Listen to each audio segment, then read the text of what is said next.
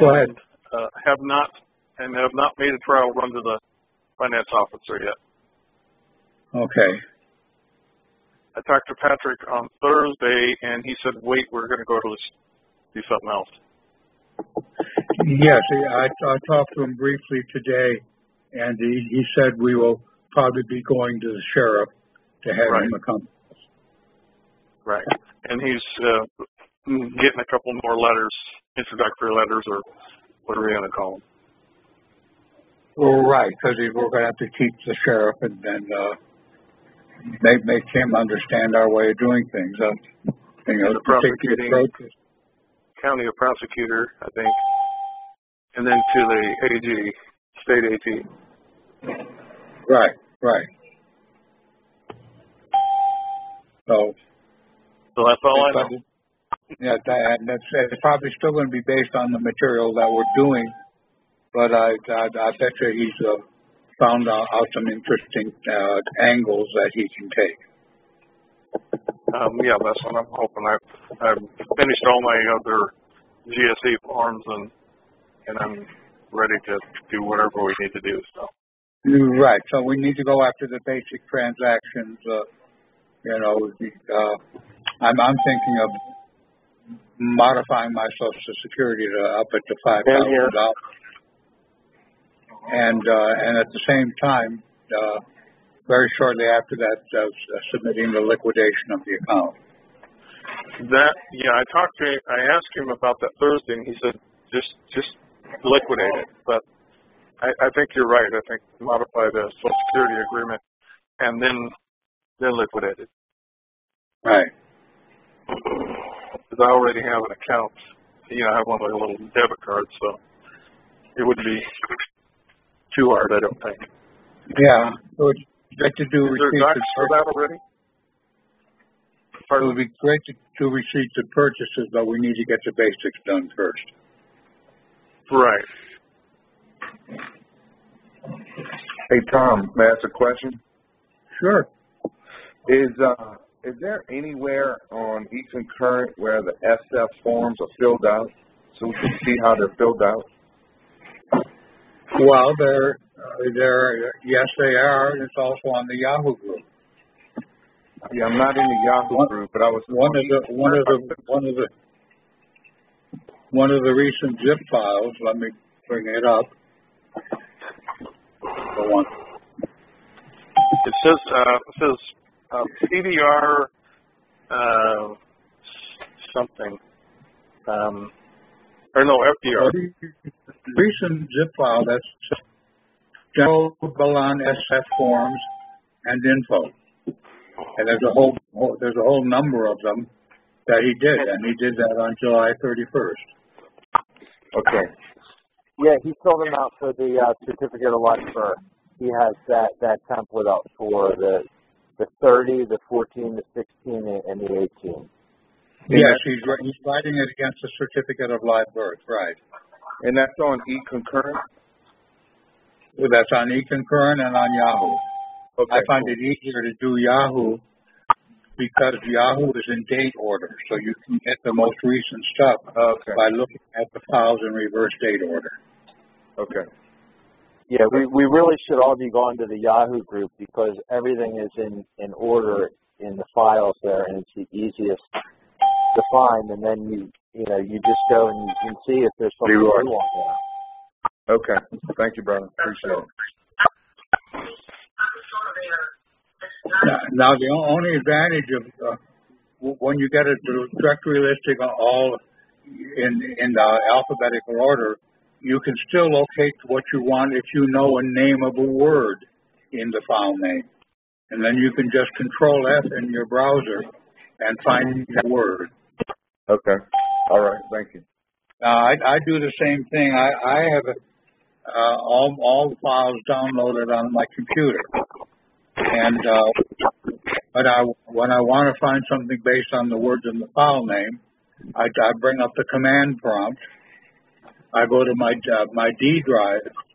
I go to the folder where all the Patrick stuff is, and then I use the command. Say I wanted to find Words SSN and FGT.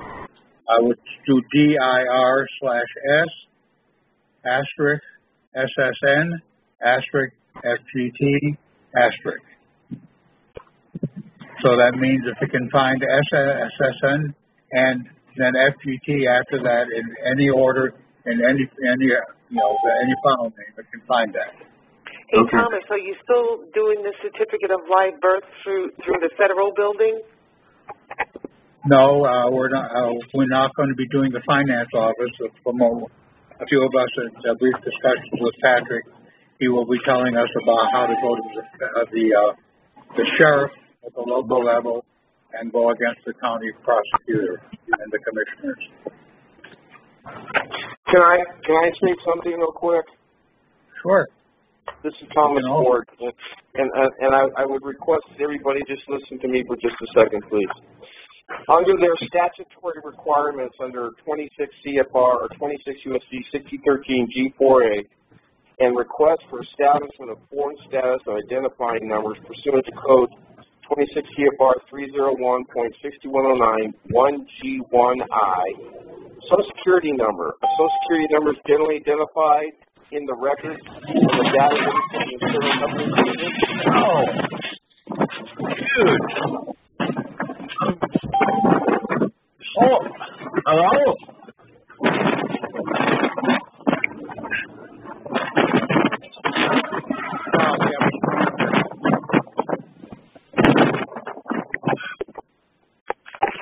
Thank you.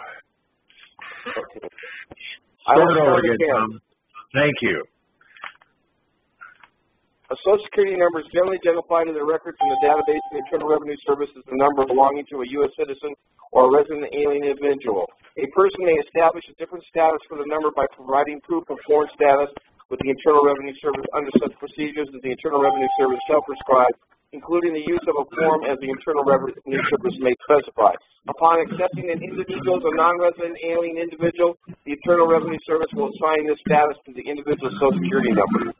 So, the modification, the SF30, is your goodwill, free will act and deed to go ahead and get that changed from the classification of being a U.S. citizen, because there's 4 classifications. There's a U.S. citizen, there's a non-resident alien authorized to work, a resident alien unauthorized to work, and other.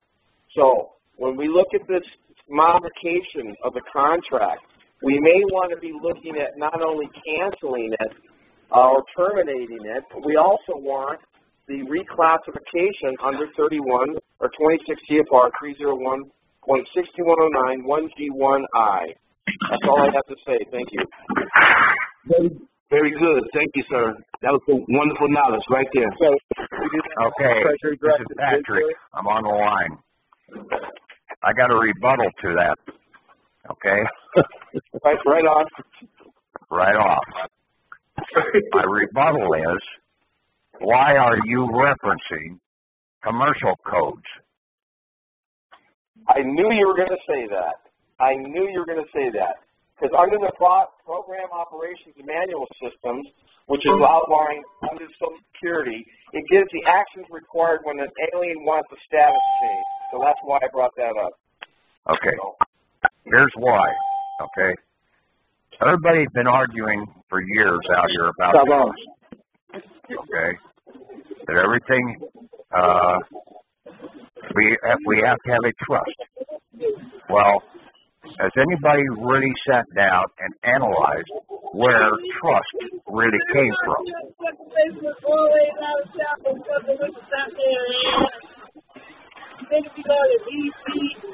Okay, someone's got their mic open or they need to mute themselves out, okay, either by your mute button on your phone or hit *6.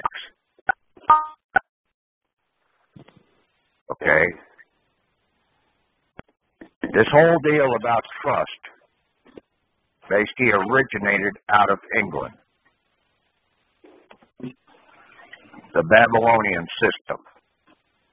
Instead of using the word Baal, Babylonian Baal system out here, or the Theoretic system, under Egypt banking system, the Pharaonic banking system.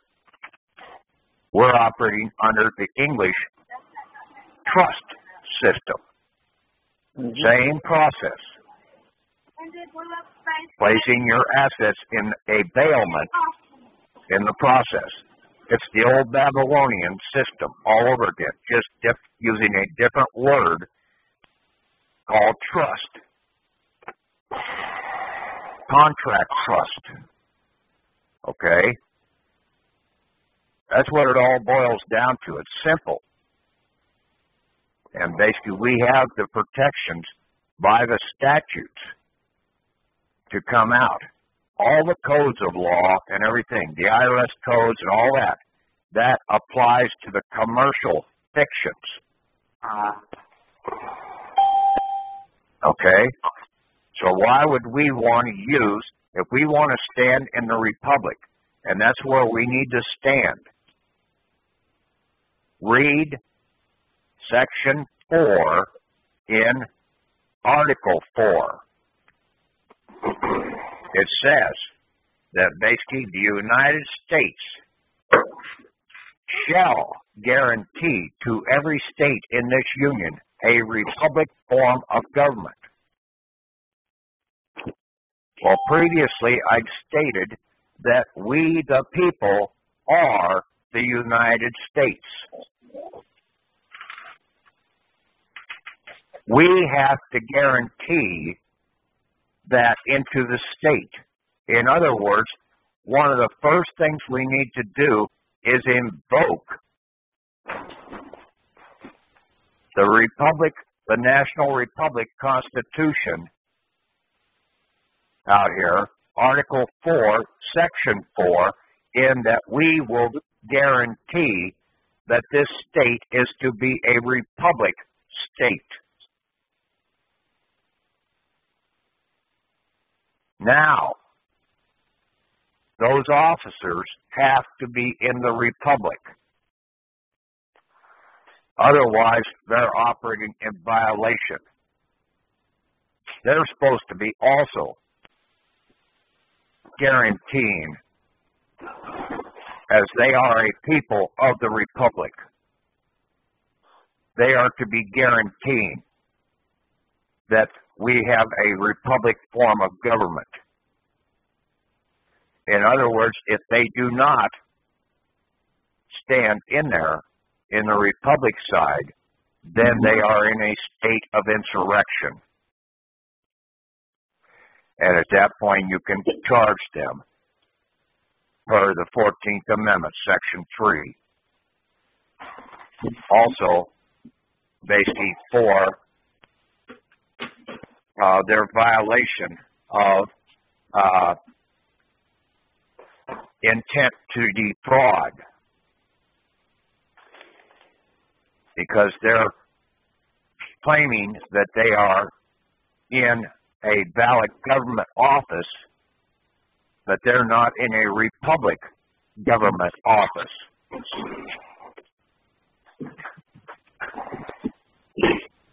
In other words, that's an offense to pretend.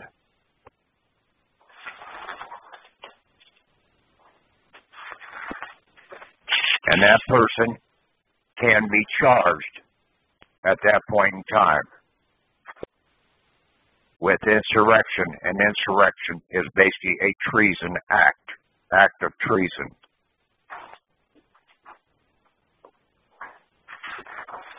Bar members can't be in there. Any debtor cannot be in there. Okay? That was one of the key things about being a representative at the age of 25.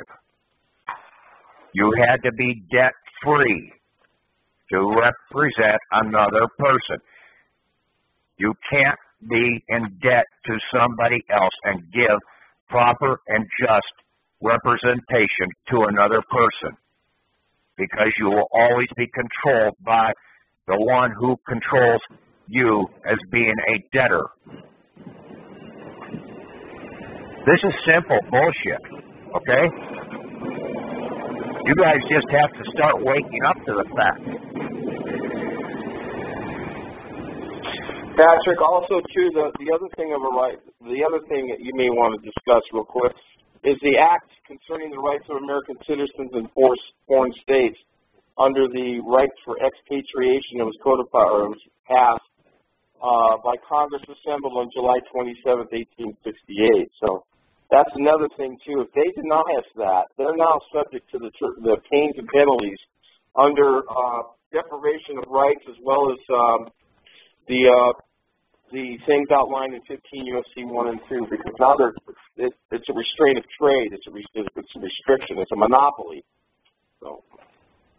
Right. Okay, and basically that's non-disclosure and intent to defraud makes any contract voidable. This is also addressed in the Foreign State Expatriation Act of 1868.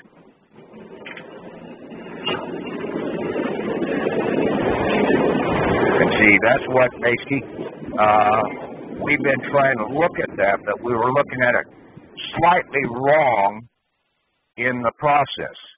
It's our fictional person that we've got to basically bring out of that system.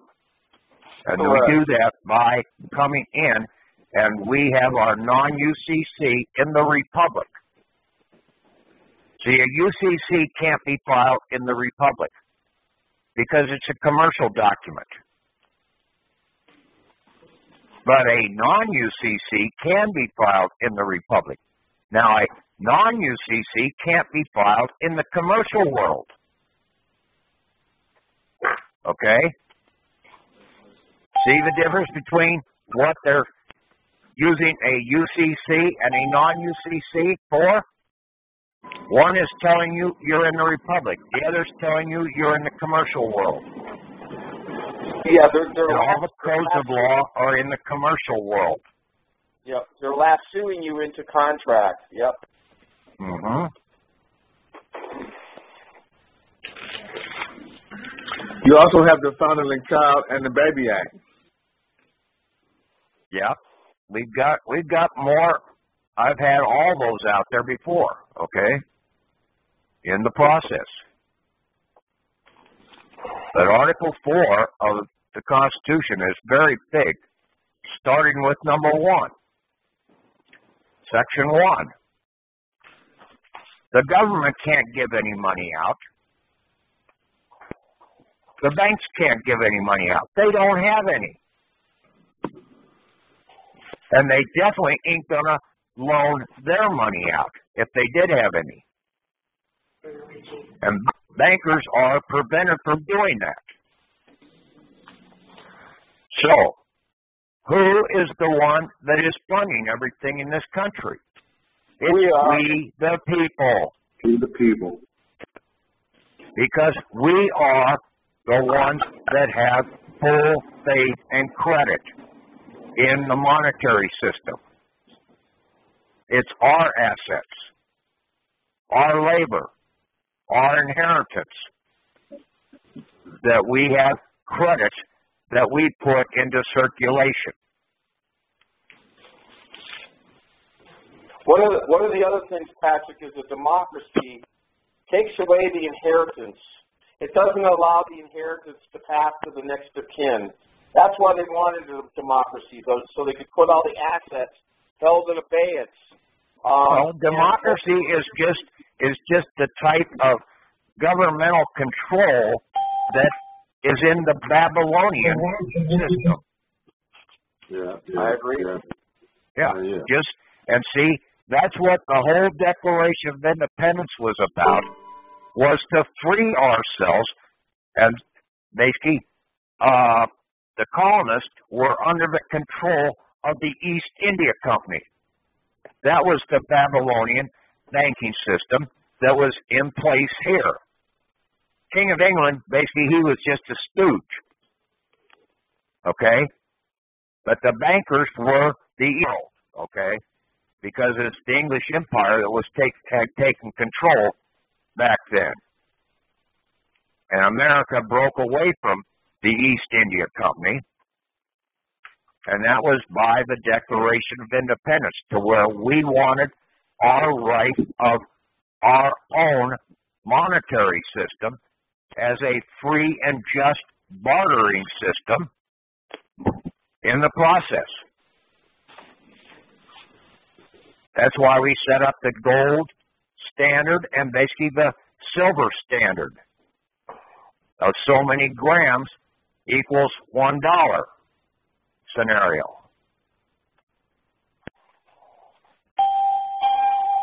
And then got other nations to basically accept that value.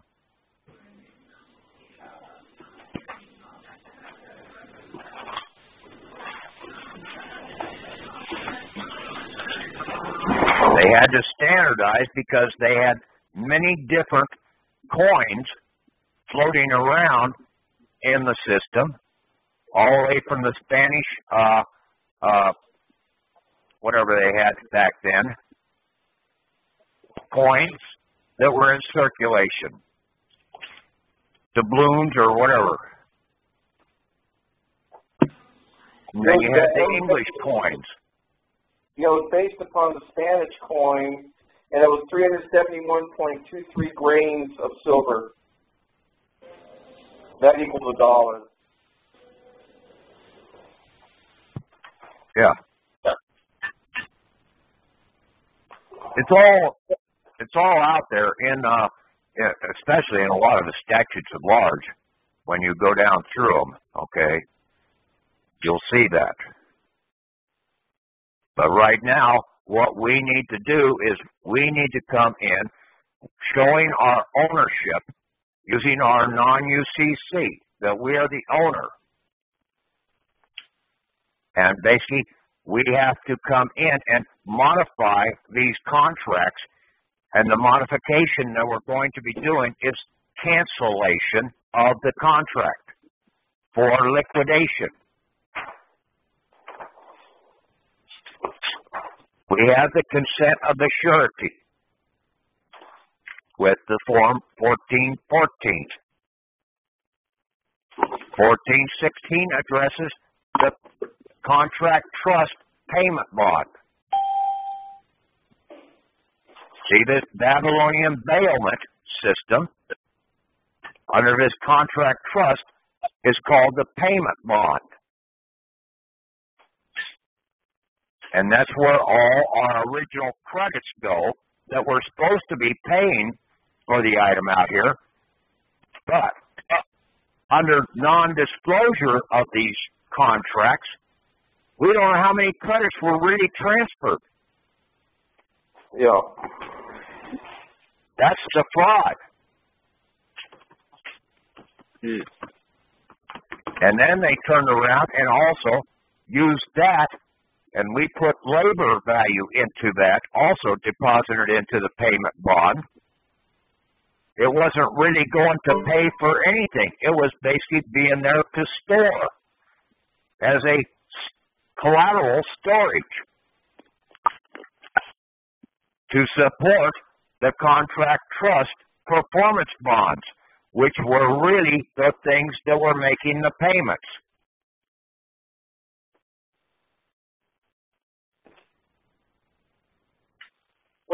Their attempt is to try and get you to abandon the contracts.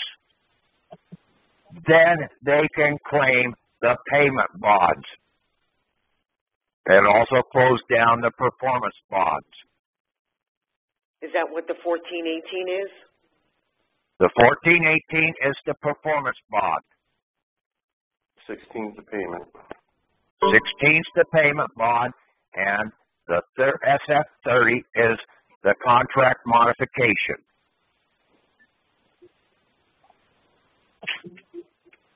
These are GSA forms. And the GSA was set up under Harry Truman in 1949.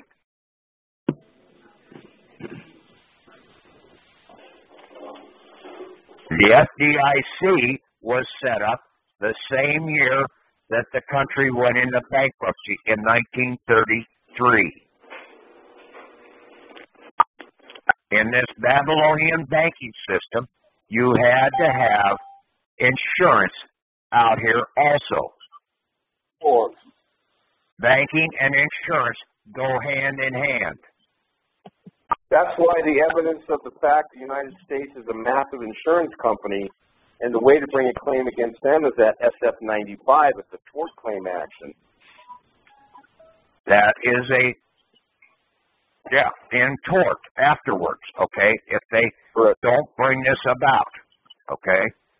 But you are going to come in as the bounty hunter surrendering your fugitives, okay? Because basically your fugitives have come out here and they have stolen your identity. They have taken the living identity and given it over to a fiction, to a piece of paper. And then they have placed our credits and by imposing restraints upon our rights of free trade in this country.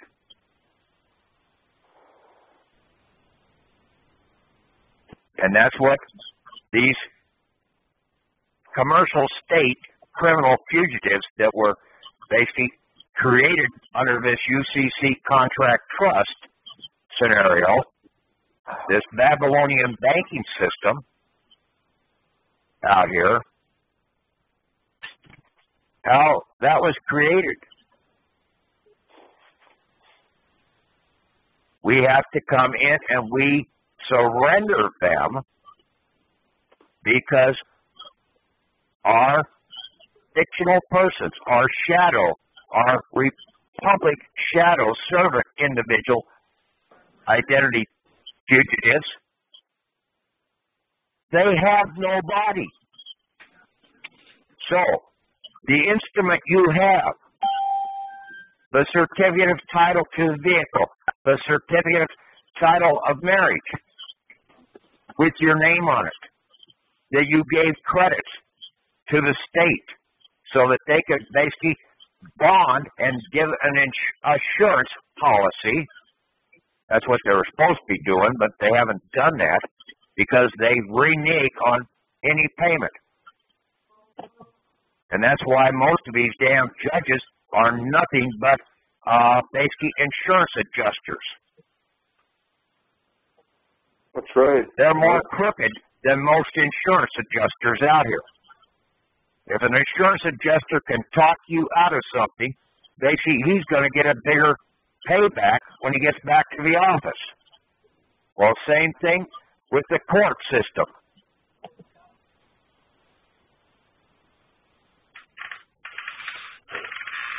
These guys are just shysters.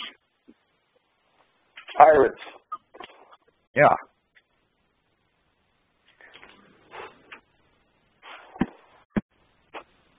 Let's see, we gave the credits for Article 4, Section 1, and then that was authorized by law, and that's the other part of Article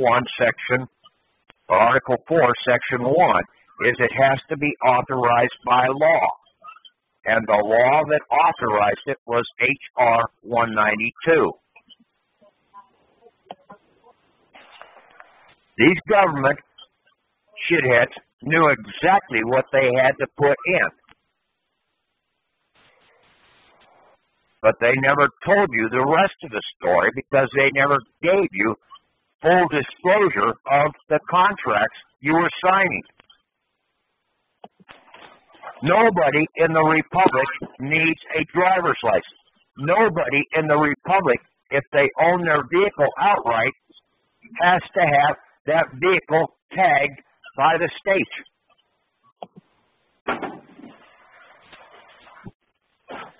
Up until even into the early 60s.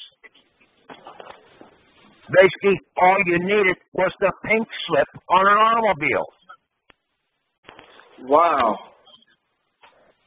As proof that you own that thing. Show me your pink slip. Your bill of sale.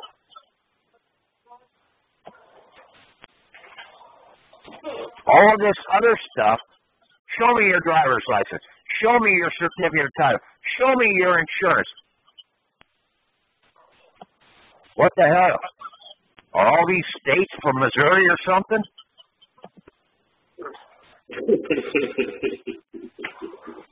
Show me state. Show me. Yeah, I'll show you. Oh, so late. Okay. Yeah, last Wednesday I went up there and to the federal courthouse, basically the U.S. Marshals. They at the front place there, they ran my ID through, and basically they called up. I told them I wanted to see U.S. Marshals. Well, the head U.S. Marshal and one of the other guys came down that I'd met with before, and they said, "Get out of here."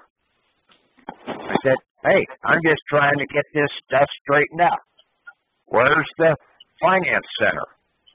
And they said, "Well, it's over at the federal building." So I went over there, and I went through just about every office over there in the federal building. They didn't need an escort or anything in the federal building. Secret Service wasn't there. Social Security inspector wasn't there, so I didn't get to meet with them. I talked to the U.S. trustee, had a good discussion with him. Gave him some of the documents that I had showing these things. And I said, "Well, I'm sorry for sending you, if you get irate with receiving too many faxes from me." He said, "No, basically, I find them sort of informational." I went up and I talked to the Federal Protection Agency out of Homeland Security. One of the officers came out there and basically had a good discussion with him. Talked to small business. Okay, they didn't have too much to say, but basically I talked to them.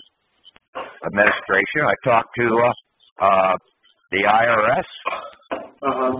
One girl came in, supervisor or something came in there and said, "Well, some of this is Patriot stuff." And I said, "No, none of this is Patriot stuff." I said, "You better look at these documents." And I gave her several of these documents that I had about the 14th Amendment, 13th, 14th, and 15th Amendment, Article 4 of the Constitution, and several others. So I went through there for about 2.5 hours, and then came back home. On the way back out, I thought, well, maybe I should be stopping over at the Attorney General's office. That I didn't. I just came on back out of there. But when I was on my way into Des Moines, I had a cop right on my ass for 2.5 blocks. I mean, he had to see that my license plate was not an Iowa license plate. Right. He saw that I had not for hire on there. He saw that I had non-UCC, and that I also had foreign ambassador in, for, and of Christ the law.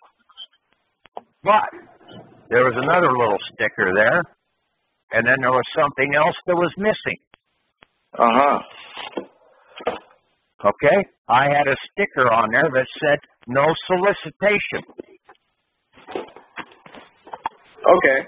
That's the only thing that a cop does when they pull you over. They are soliciting you into a contract. And see, you can modify that. You can take those traffic tickets on a SF-30 and modify that solicitation.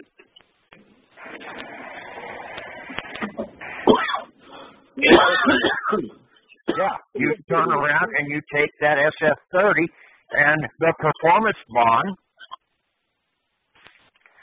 the 1418 form, right, and you order them to set the payment off from those documents, from that driver's license on your traffic ticket. If you had an appearance bond, you would turn around and do a draw using the 1416 form for the appearance value. Okay. How would that work for someone with a CDL?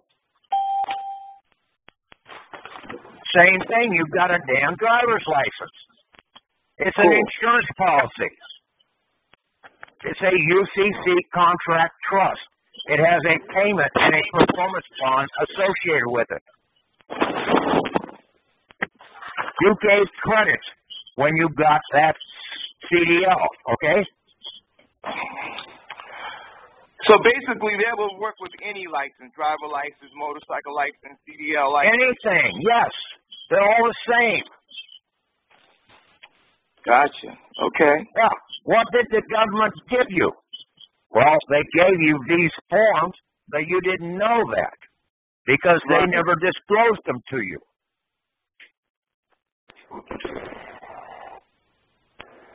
Amazing. But, yeah, but you really don't need it, okay, if you close the license down, because you really don't need a license unless you're working in the commercial world.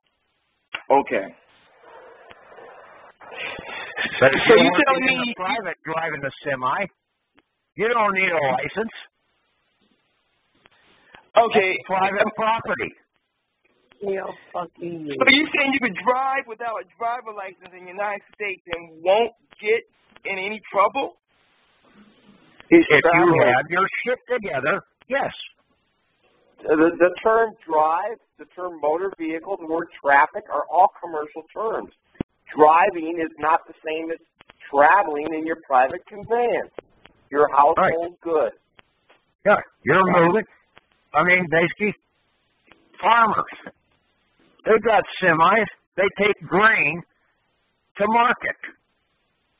Right.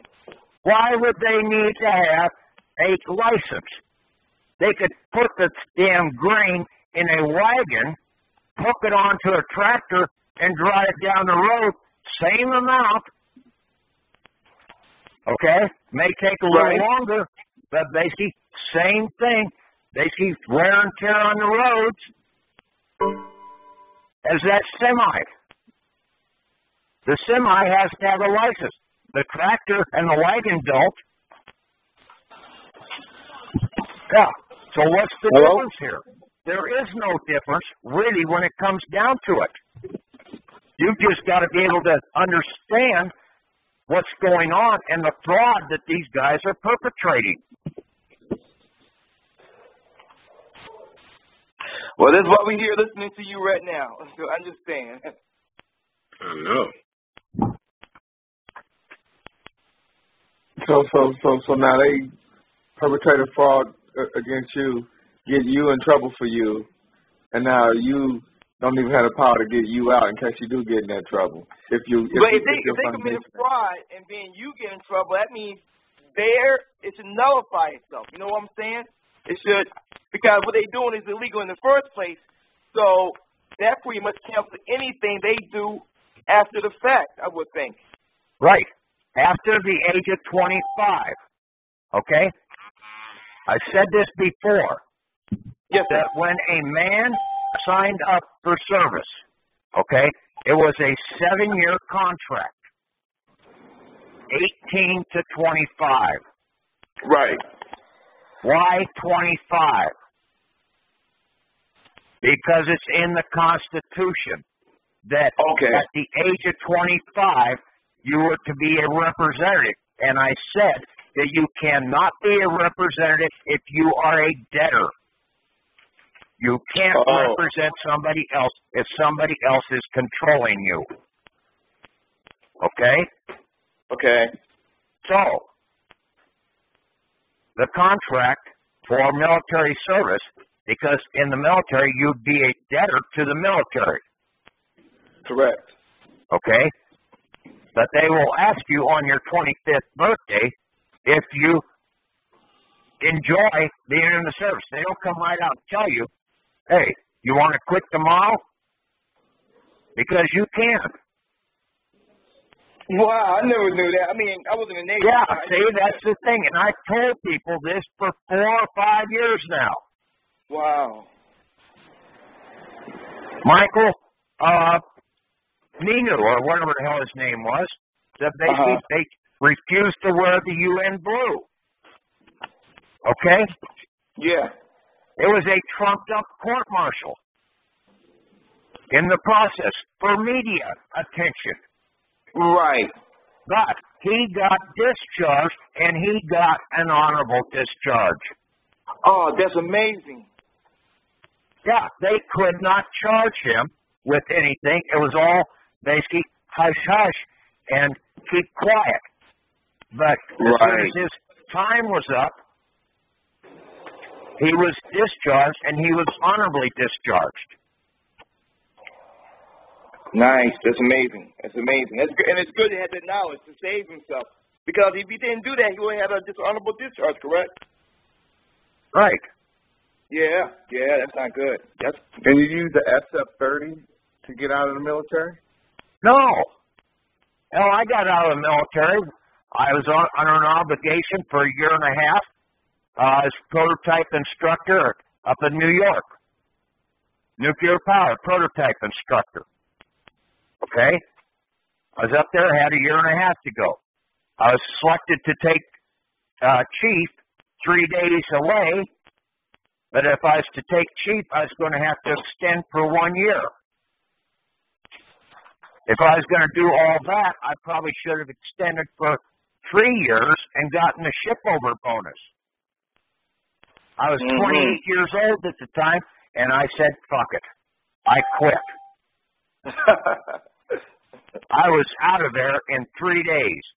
I have 2 honorable discharges because I had 8 years of service. Oh, thank you for your service.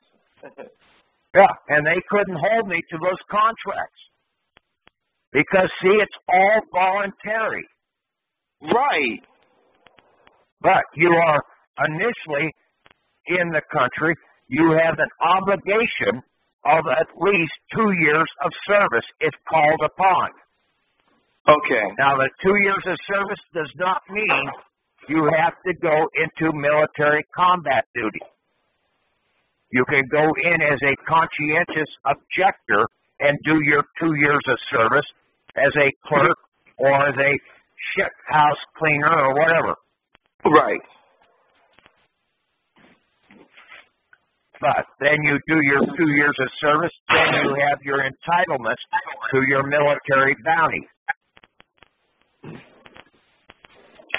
That's not bad. That's really good. That's really good. With a DD-214. Well, that means a lot. That's how it's DD-214 carry a lot of weight. Well, it does if you know what to do with it. And see, that's what nobody understood. The DD-214 right now is also sitting as a UCC contract trust. You have to terminate. The Defense Department is using it as collateral for all their damn weapons and ships and submarines and airplanes and everything else. That DD-214 is block grant credit. It basically is a very valuable document, and basically you have very valuable assets out there because it's been accruing interest, and basically also, see, they took, that's one of the last things that Kennedy signed, okay, was transferring it out of the military bounty out of Title 38 over to Title 46. Oh. Okay, and that was one of the things that sort of upset him because he was always for the serviceman. He risked his life for his people. Right. That's what servicemen do, and women. I was in the Navy from 85 to 91, so my thing has been accruing all these years? Yes. Oh, my God. Hey, wait a minute, man. I was in the Navy back in 80, and I did 4 years active. Then I got out and did like 5 reserve. And I got out. Now I'm back working for the VA. So all that time is accrued? Just the military section of that, because basically the active duty, you were actively even though you might have stayed here in the States the whole time, when they placed you on active duty, that meant that you were ready to go into active combat. Reserve is not active combat. You're home every night. Well, I did go in combat, though, Pat. Yeah, I was in the Navy, and I was out to sea also in the Med 6 months. Okay, yeah, enough about that, okay? That's the way it is. Okay. Active duty, but military, but reserve duty, basically, is not counting. You're at home every night, so you don't get credits for that. Okay. And it's only really the 2 years. Okay, even though I did 8 years and had 2 honorable discharges, really the entitlement really comes from the 2 years. That was what was required. You can go all the way back to Abraham Lincoln in the Civil War. I did 2 years. I did 6. But it doesn't make any difference. But it doesn't make a difference, though. The thing is that it accrues. That's the bottom line, the point that I get from this. You did 6, so what? Okay? The guy next to you only did 2. He's entitled to the same bounty in the process. Nice.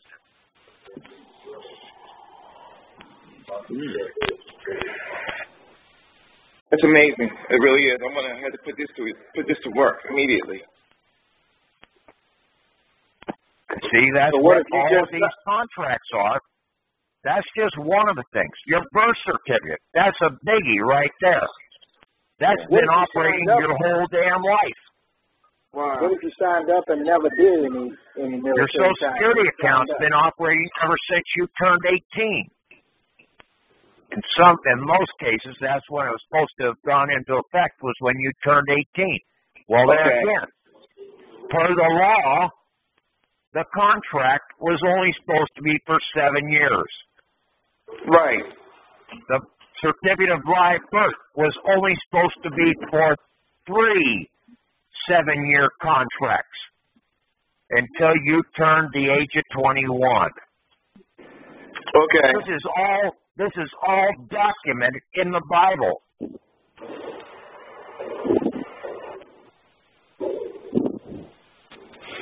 Nice. Okay? Yes, sir. Now, our fugitives, that basically when we turn them in, we'll turn them into the sheriff. He's the county's chief law enforcement officer. He's also, in what people have been found out, you have a document, which is a monument. Of a dead man. Just listen up, okay? Yes, sir. It's a monument. That piece of paper is a monument or memorial. As a manifestation of recognition of our Republic fugitive person.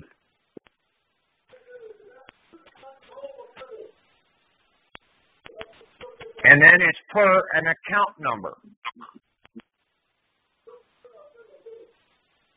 Now, our fugitive person, there is no physical body. Mm-hmm. So, like in basically wanted dead or alive, basically you have a document. You get several people to sign the document, say this guy's dead. Right. And basically then the bounty hunter could take that document into the sheriff's office along with the reward poster and say, here is my monument or my memorial as the manifestation of recognition of that fugitive person being dead. I went through this about 6 years ago with the IRS out of Atlanta, Georgia. Talked to one female there. She gave me to her supervisor. She gave me to her director. I talked to him for about 15 minutes, and I said, hey, this all capital name person that you keep sending here, that is a dead man. That's a tombstone name. And I ranted and raved about that for about 15 minutes. He said, okay, I see what you want. I'll take care of it. He turned around and sent me an estate EIN, or had Cincinnati send me an estate EIN for the Social Security account. I just didn't know how to handle it back then. Right.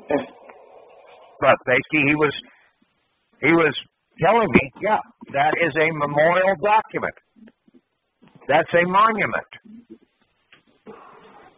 National Treasure 2. The movie. Where did they go to find the lost city of gold? Monuments. The President's Monument. The 4 presidents or whatever at Mount Rushmore.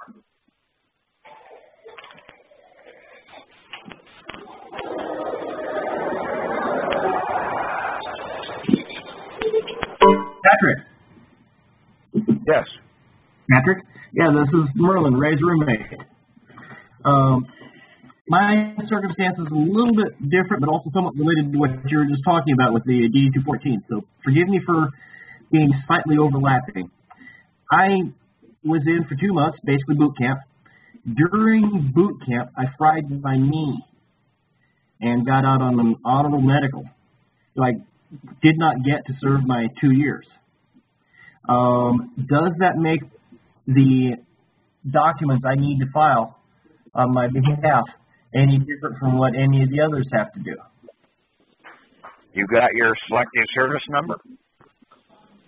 That I don't have at the moment, unless you mean Social Security. No, I'm talking about your selective service number.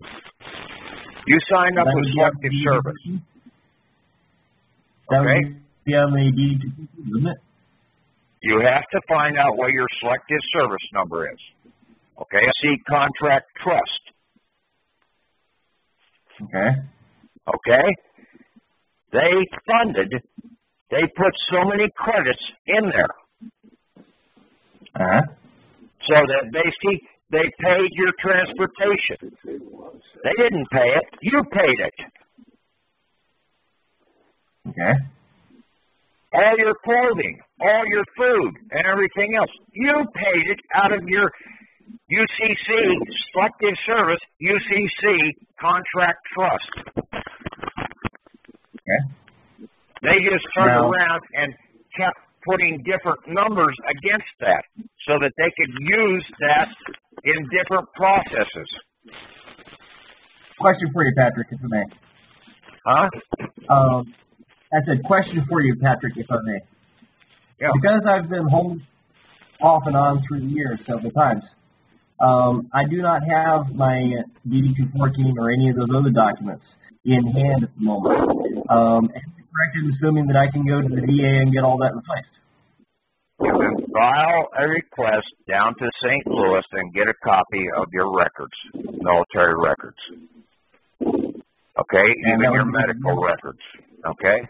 That would be the VA office? You need Tom or somebody out there basically had the information to going and getting your selective service number. Okay. Okay?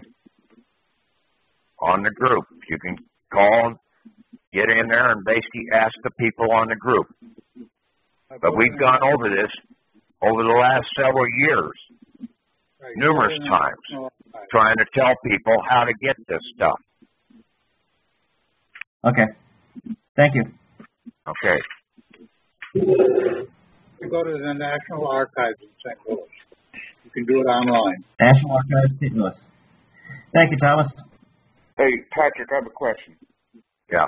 When we go in to the sheriff and we're talking to the sheriff, do you think they'll have any idea about this, or do we need to educate them on it and move up the chain of command or whatever if they don't understand? No, you're going into the sheriff. You're going to surrender these items, okay? one of the things I put in there, okay, was that basically at this point I am invoking Article 4, Section 4 of the National Constitution to guarantee the Republic form of government as the Iowa Republic, and all violators will be charged with insurrection. Then I drop down and I say, Republic directions to the Iowa Republic State Keokuk County Sheriff. By your signature on this letter, you are giving your acceptance of my Republic non-UCC ownership along with my Republic status as a Republic bounty hunter per the 1872 Supreme Court ruling, and a Republic State Court officer, a private attorney general standing over the surrendering of my Iowa Republic servient individual signature monument manifestation document packages as a valid coroner's death documents, because the Republic identity theft fugitives have no physical bodies to be found. He can't rebut any of that. Yeah, right. Absolutely.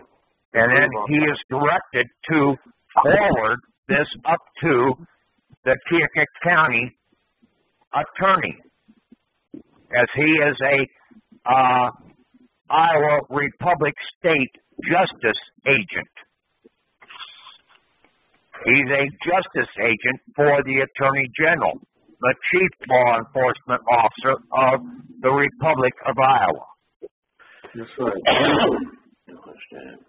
And then, so he takes these documents over to the county attorney, and my direction to the county attorney is that he will take these documents and have them immediately, within 24 hours, by a bonded carrier, deliver to the Iowa State Principal Law Enforcement Officer, the Iowa Republic State Justice Attorney General, JAG officer.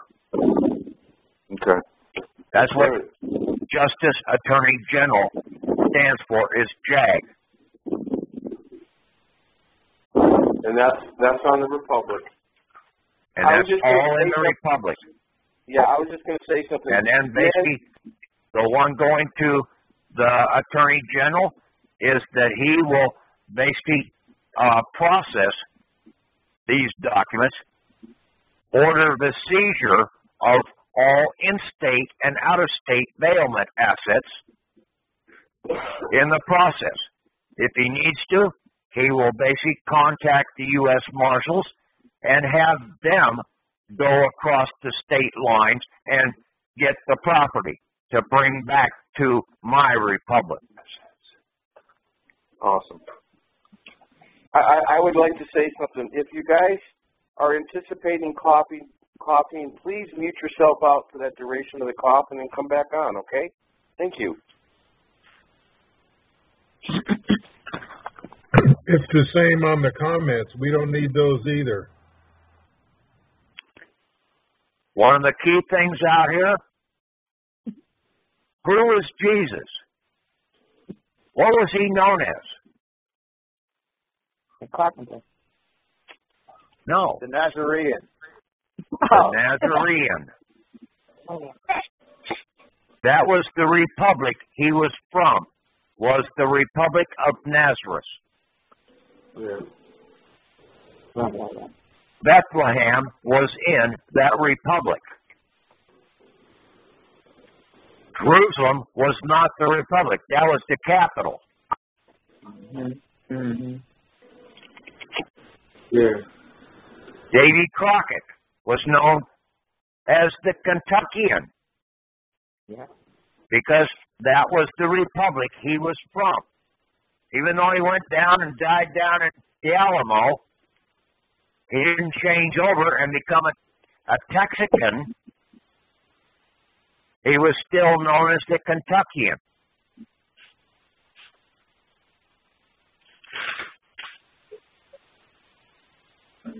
that you can order your assets brought back into the republic place where you are presently living.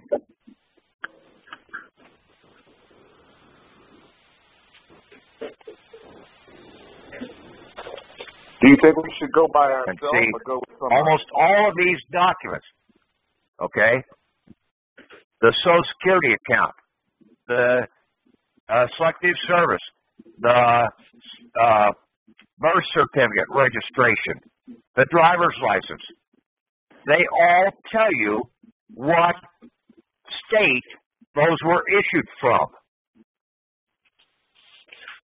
Because they all had to come from the republic first.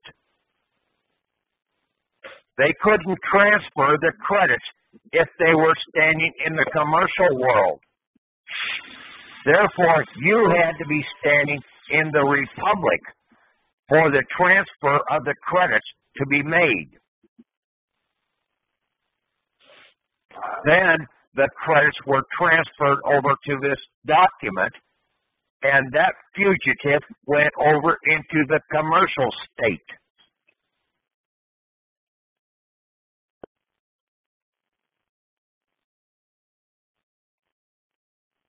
That's the game.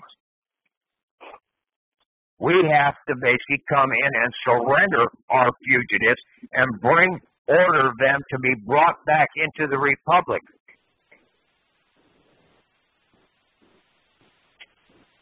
But for Article 4, Section 4 of the Constitution,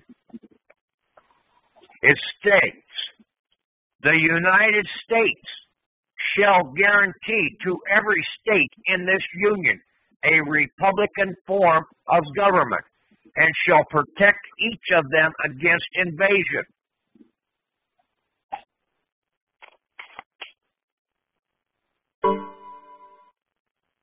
The first 7 words in the Constitution tell you who the United States is. It's not the government. It's not the land. It's the people. That means per Section 4, it should read, the people shall guarantee to every state in this union a republic form of government and shall protect each of them against invasion. That's why I put that statement in my document that's going out when I get it finally finished here, stating, at this point, I invoke Article 4, Section 4 of the National Constitution to guarantee I am doing this, the republic form of government as the Iowa Republic. And all violators will be charged with insurrection. The government ain't doing this. I'm doing it. Because I am the United States. Because I'm one of the people. And the same thing holds with all your state constitutions. You are the Iowan, or the Kentuckian, or the Californian, or the Texan, or the Pennsylvania, whatever. Is it the state where you were born? Or where yes. you live? All right. The state where you were born. That's where you derive most of your minerals. Unless your mother was moving all over the damn place.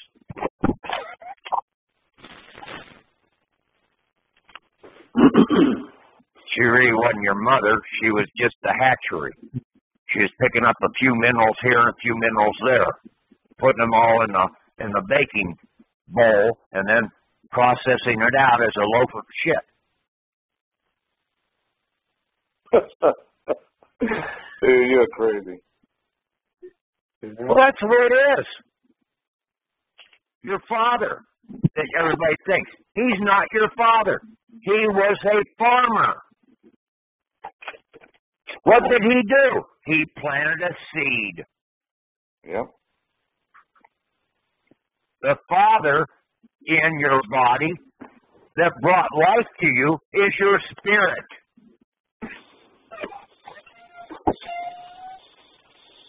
It's the seed.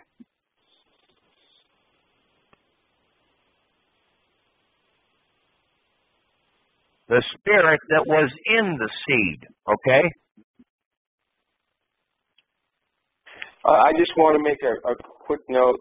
Everybody on the call, in regards to what Patrick just recited, that was at about 57 minutes into the call. So when you listen to the call, you might have a digital recorder available or something, so you can record that specific section he recited in regards to him going in to see the sheriff. So that's what I want to say. Thank you. Now, as soon as I get this fully finished, I will post this document up. I'll take my numbers off, and I'll post it up like I normally do. And then I'm sending it in. But basically, I just want to reiterate, the use of trust is basically respecting an establishment of religion, or prohibiting the free exercise thereof. We go to Section 4. The United States shall guarantee to every state in the Union a republic form of government and shall protect each of them against invasion and on application of the legislation and or executive when the legislature cannot be convened against domestic violence. That's all.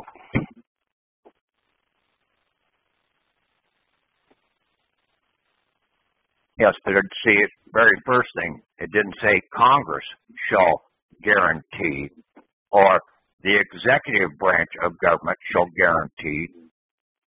It says the United States. And the United States, like I said in the preamble, is we the people. And it may only be one people that out there invokes this item, like what I did in my document here. I can invoke the Republic, and they have to basically concede the Republic to me.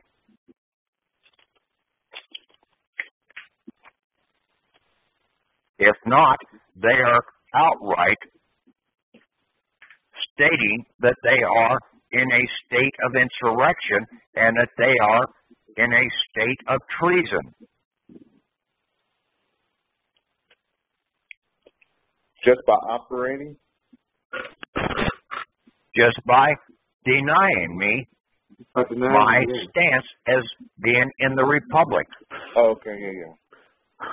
Yeah, I invoke my right of being in the Republic, and if they deny it, then basically they are the ones that are in treason and insurrection per the 14th Amendment, Section 3.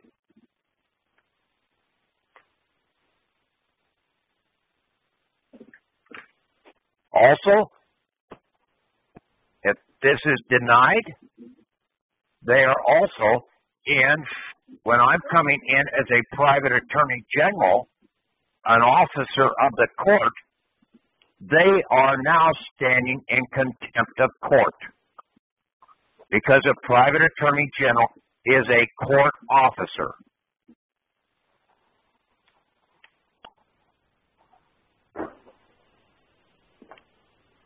Article 3.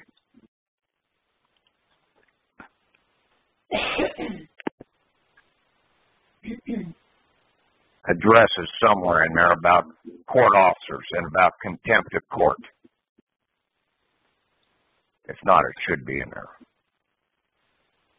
That's what all the judges and everything else try and imply. But see, if you stand in the Republic, these guys can't charge you with contempt. Well, I realize that. You what? I got it. You got it.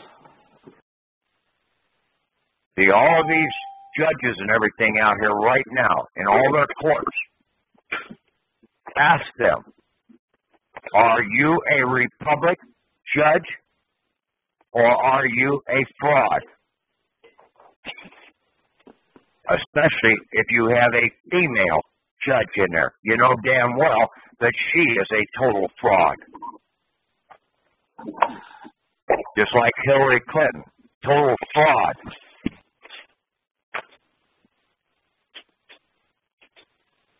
How can you have somebody represent you if they're in bondage? And all women are in bondage.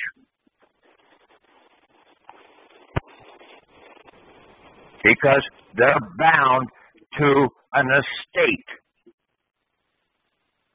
of a man.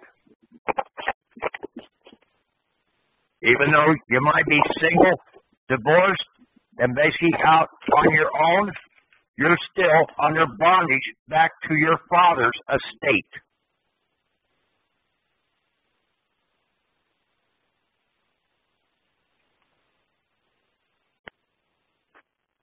Understand the real law out here and not this Babylonian bullshit law out here that everybody thinks is the real law. It ain't. Are all statutes unconstitutional? All statutes are basically there for the commerce of the country. All codes of law are for the commercial corporations of the country.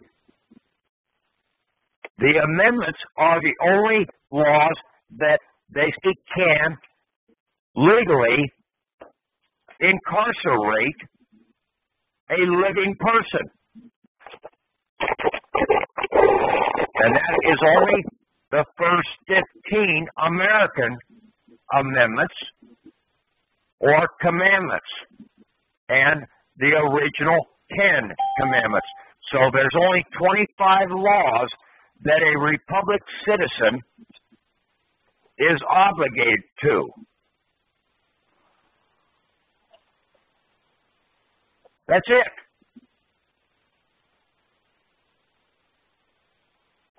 You don't need to know the damn codes of law. You don't need to reference them. Those are not for you.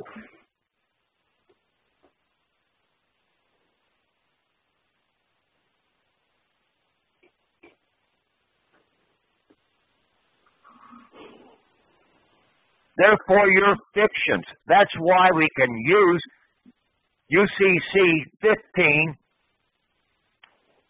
Title 15, USC, Section 1 and 2, because it's a bounty on the commercial person or fugitive.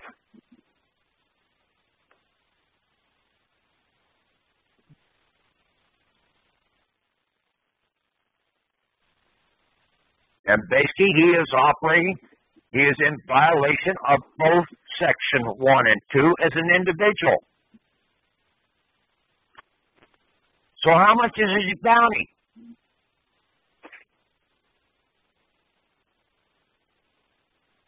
Anybody there? Yeah. How much is his bounty? $1 million. No. Yeah.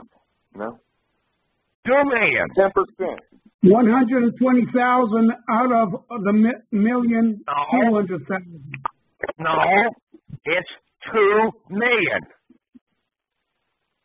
The courts out here, when they bring a fugitive into their court system, they can only claim a 10%. But you, as a Republic bounty hunter, can claim the full $1 million per charge. And you can charge them under Section 1 and Section 2, both. So you just doubled up the bounty.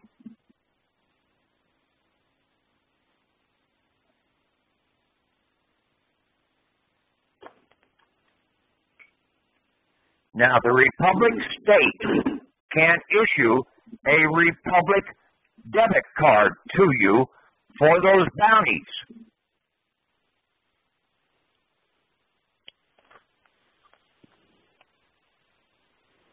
It would be a draw against the performance or against the payment bond of those contracts.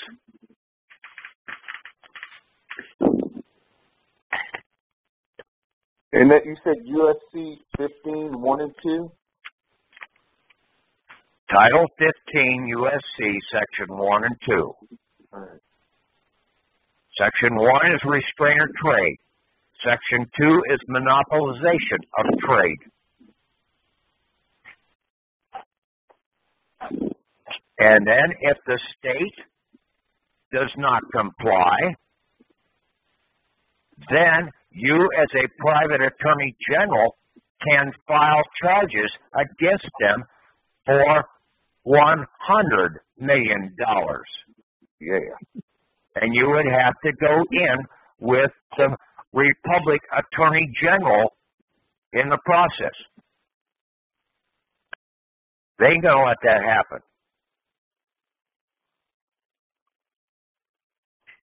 Patrick, if I may, what about federal charges, sir?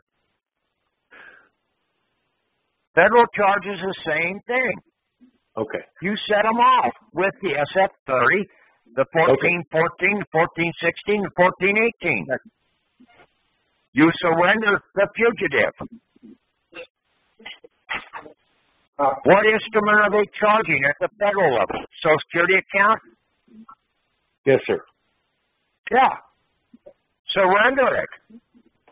You got it, sir. Thank you. Surrender the birth certificate. Say, here, I'm going to surrender all of my national fugitives. I want to turn in all my state fugitives, too. Let's just go the whole ball of wax here.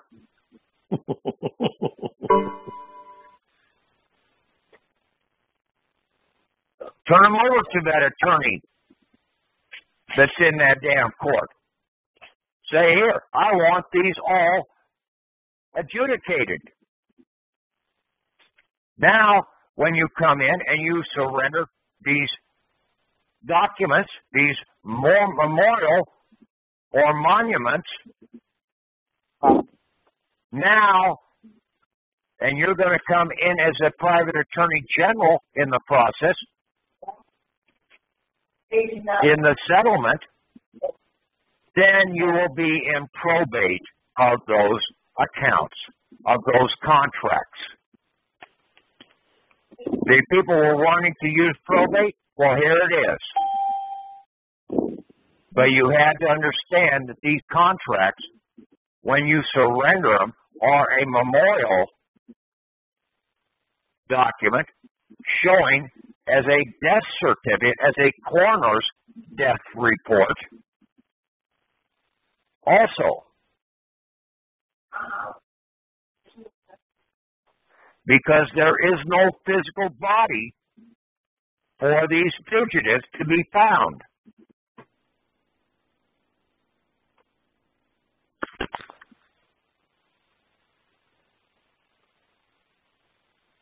Yeah, let's have a habeas corpus here. Let's bring the body in. They can't.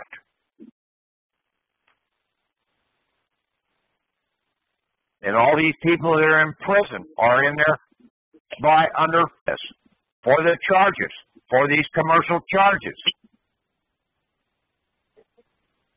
You have to surrender the real fugitive.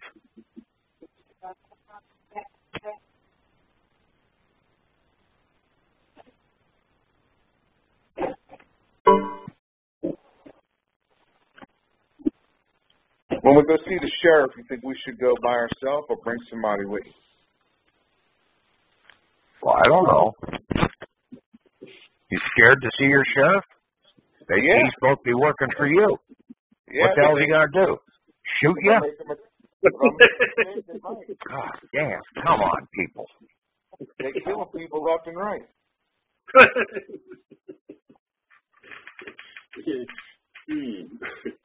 I went into the IRS office before about 3 years ago when I first got whiff of all this stuff, and I aggravated the regional guy so bad on the phone he made an appointment, and when I went to the appointment, they had a line a mile long. They pulled me right to the front, I went in the office. Another guy with a gun followed behind me, and we went in the office, and it was like I was sitting with the mafia. And they just totally, this guy just bullied me and shut me down, sitting on the desk with his pistol right in my face, and not out in my face, but he had it pulled back so I could see his pistol sitting right in front of me. And so I said, well, I'll see how this is going to go. We're not following the law today. And they said, you fucking ring. And I had to get up. I said, okay, thank you. And they followed me and they made me leave. Right.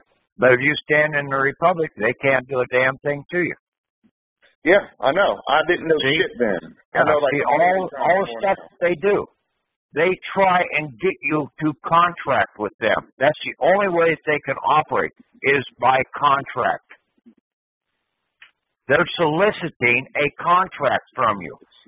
Even the court basically is out there trying to solicit you to come into the court, to give them recognition that they're a valid court.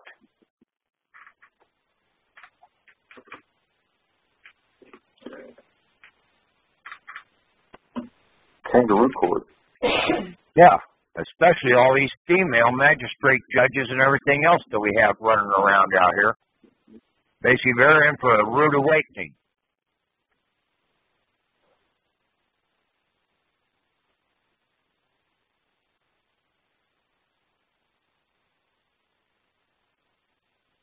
Just like in Ireland right now, they're starting to arrest the bankers.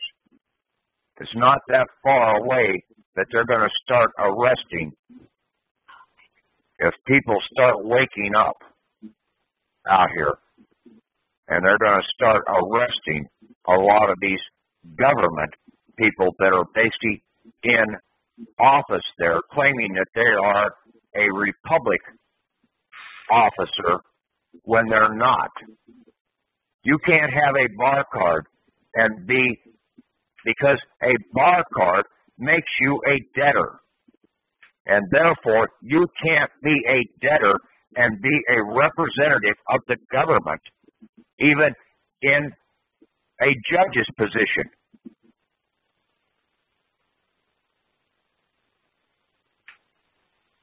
How can you be a judge and be a debtor at the same time? You can't.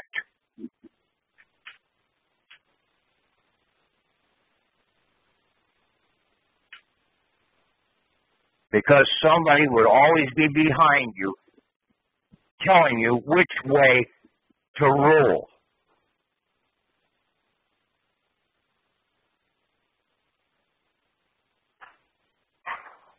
There are no judges. Hello, Patrick. Yeah. How are you? Well, I'm great. Well, good. I've been listening to you for quite a while. What I'm hearing overall about this whole thing is all diabolical. And it goes back to all of the money changes and almost half the things that we've heard from you. It all ties into the Bible. It all ties into a lot of things. And I'm just calling to say thank you. I'm a Moor. I am indigenous. I am a woman. I believe in Ruth. And I hear all the other stuff you're talking about, but it doesn't bother me one bit. You just keep going, because we're listening. Oh, see, like I told you, you said you're a Moor, right?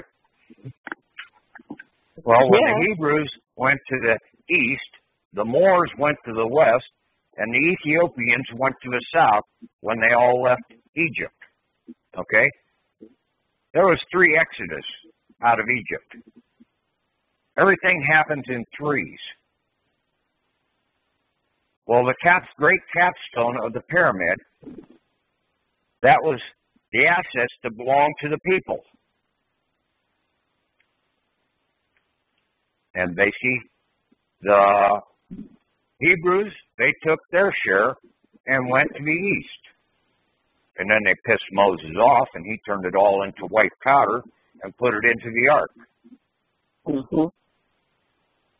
But the Ethiopians took theirs into Africa to the south.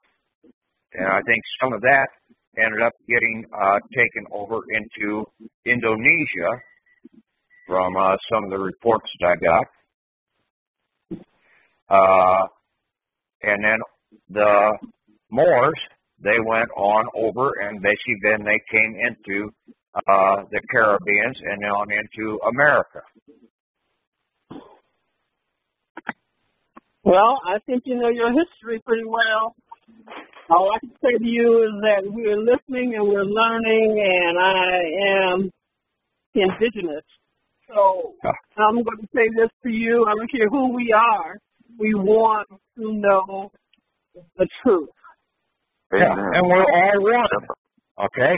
Yeah. We may have different color, skin, and everything like that. That's just because that is the minerals that were basically put into the mixing bowl to create the little shit loaf that we turned out to be.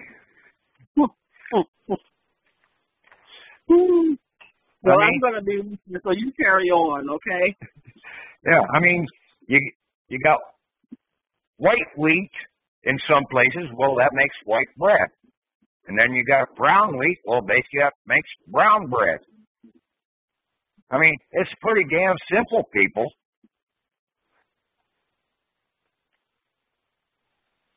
Well, I'm going to tune out so I can listen more. You keep going.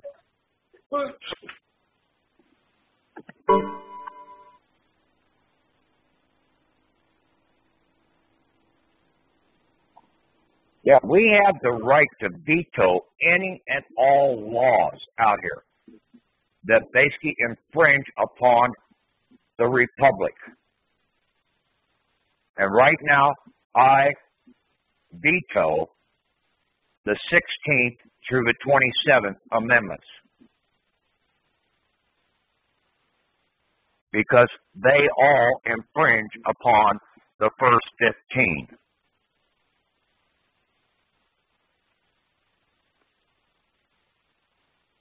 And you can't have an amendment infringe upon a previous amendment. You can change the previous amendment if it goes through the proper channels, but you can't come around and have another amendment try and change a previous amendment. Pat, let me ask you something. Were those first 15, did they include the people of color? Yes. The ones? Yes. Because I know treaties go back. There wasn't no separation. Okay? There was black slave owners out here. Okay? In this country. There was Indian slave owners in Georgia. There was black slave owners that had plantations. Also, see, you never hear the whole story. Hell, there was more servitude out of the Irish and several of the other European countries than there was out of the black people in this country. Yep. And in some cases, a hell of a lot worse. They had worse conditions than the black people did. I mean, if you're on a plantation, you're not going to basically harm your worker. Yes, there were some bad people out there, but for the vast majority, you're not going to damage, just like in the Bible, okay? Killing 0 to 5-year-old children. Nobody in their right mind, if they are a ruler, would ever consider that. Alligator bait. Because then, 20 years later, you just have a void in your workforce. It don't make no sense, as Mr. Spock would say. It's illogical. The people jump right on that over and over again. Because some stinking minister told them that's what they had to believe. And some nitwit wrote that down in the Bible, said, well, this is the way I see it. Well, he didn't see it too well.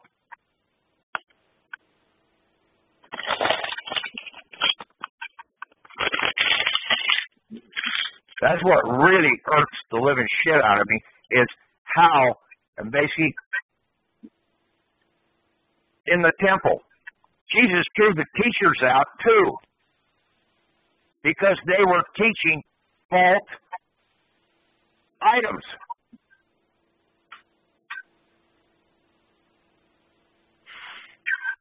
The lawyers, the teachers, the doctors, the quack doctors. Everything out there operating for their own profits and gains and to control the people. The lies.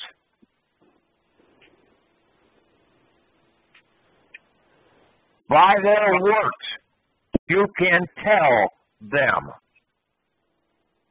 I think that's in the Bible somewhere too.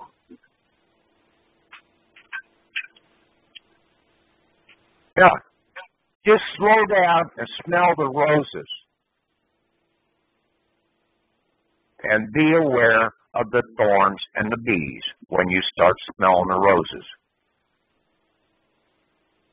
Because you might just get pricked or stung.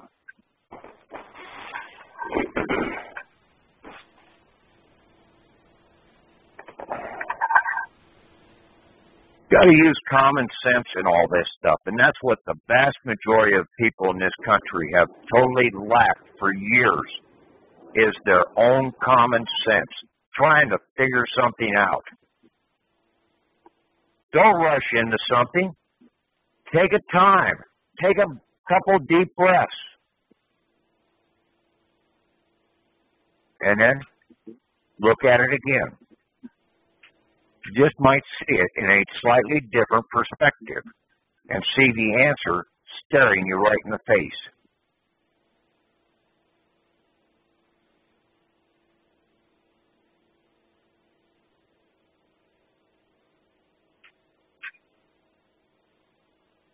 Everything that I've been doing out here for years has all been in honor.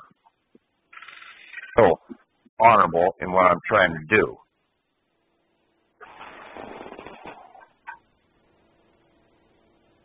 I learned that from a very nice lady, Victoria Joy. She's no longer with us, but that was her key thing, was stay in honor.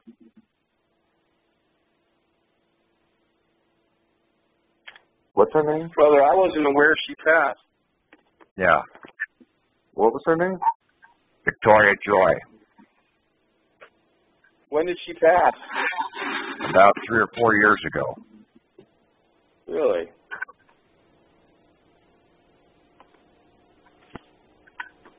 Yeah, there's been quite a few people that basically I've talked to over the years that are no longer here. Dr. Phil, Victoria Joy, another guy out in Idaho there, basically a couple guys over here in Illinois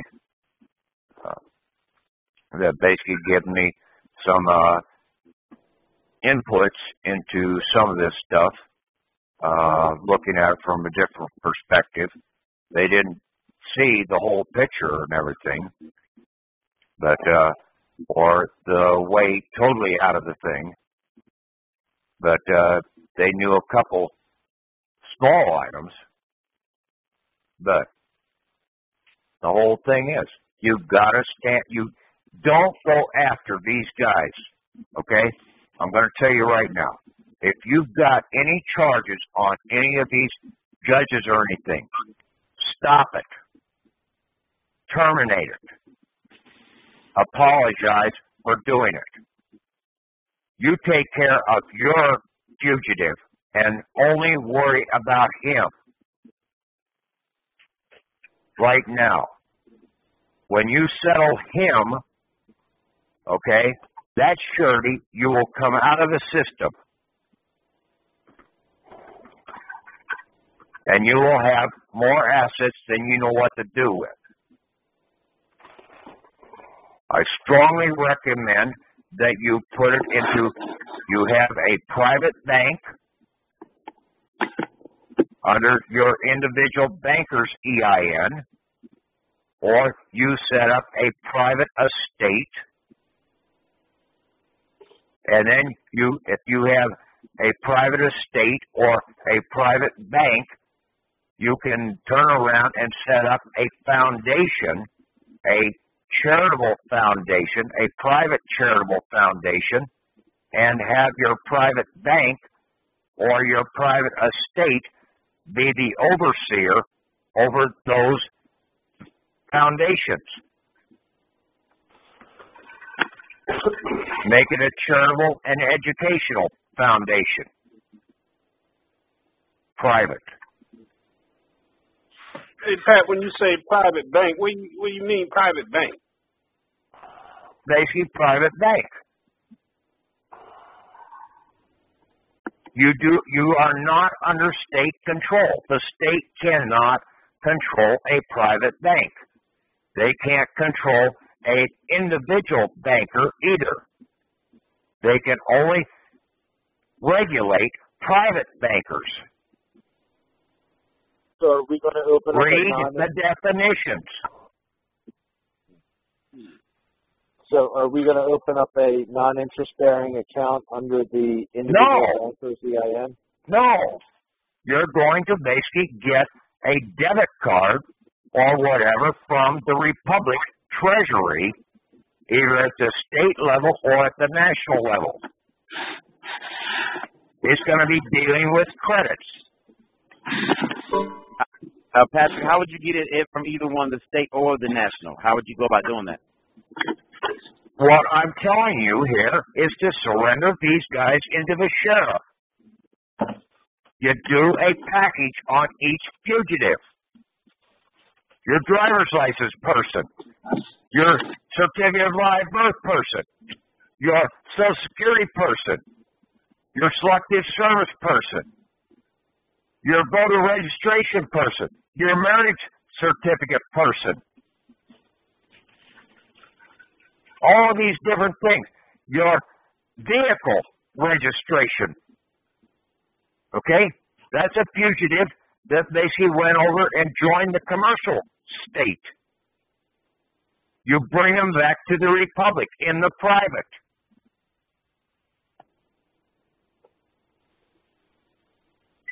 Daniel, in the book of Daniel, basically he stood his ground. He stayed in the Republic. They gave him all of his inheritance back. He closed down the contracts. Moses closed down the contracts. What did the Hebrews do, or anybody that was listening to him, the Ethiopians and the Moors and everything else, what did they do? They put a red cross above their door. That canceled the contract. Jesus, basically, in Roman law at Jesus' time, how did you cancel a contract? You crucified the contract. You put a red cross on the contract. This menu will repeat.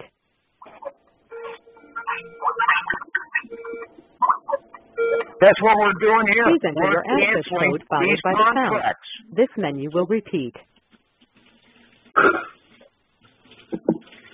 Using the SF30 modification form per UCC Section 2 or 2 Alpha Section 505. You have the right to cancel any UCC contract. And you're doing it in the name You are the owner of these contracts, but you are not the fugitive on the contract.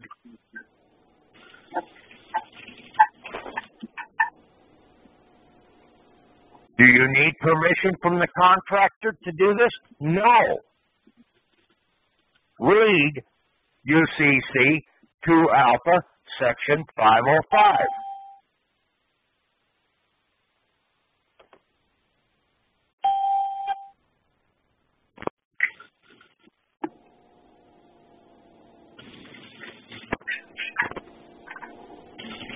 So we passed this right up the line, starting with our local chief law enforcement officer, giving our coroner's death documents in to surrender our fugitives into him. Then he has to process them up the line to the state attorney general, the Republic state attorney general.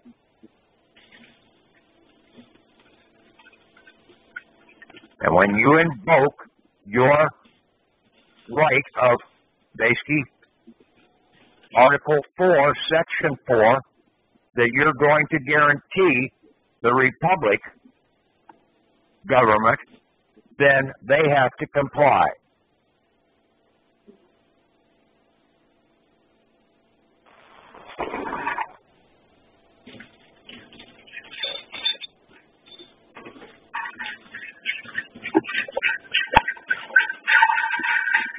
And then, Patrick, what if they don't comply?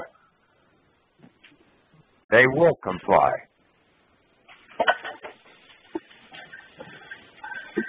You got to think positive. You got to believe that basically the truth will stand. Okay? Patrick, I understand. The problem is most people have never, you've been operating with half truths. You never had the full truth.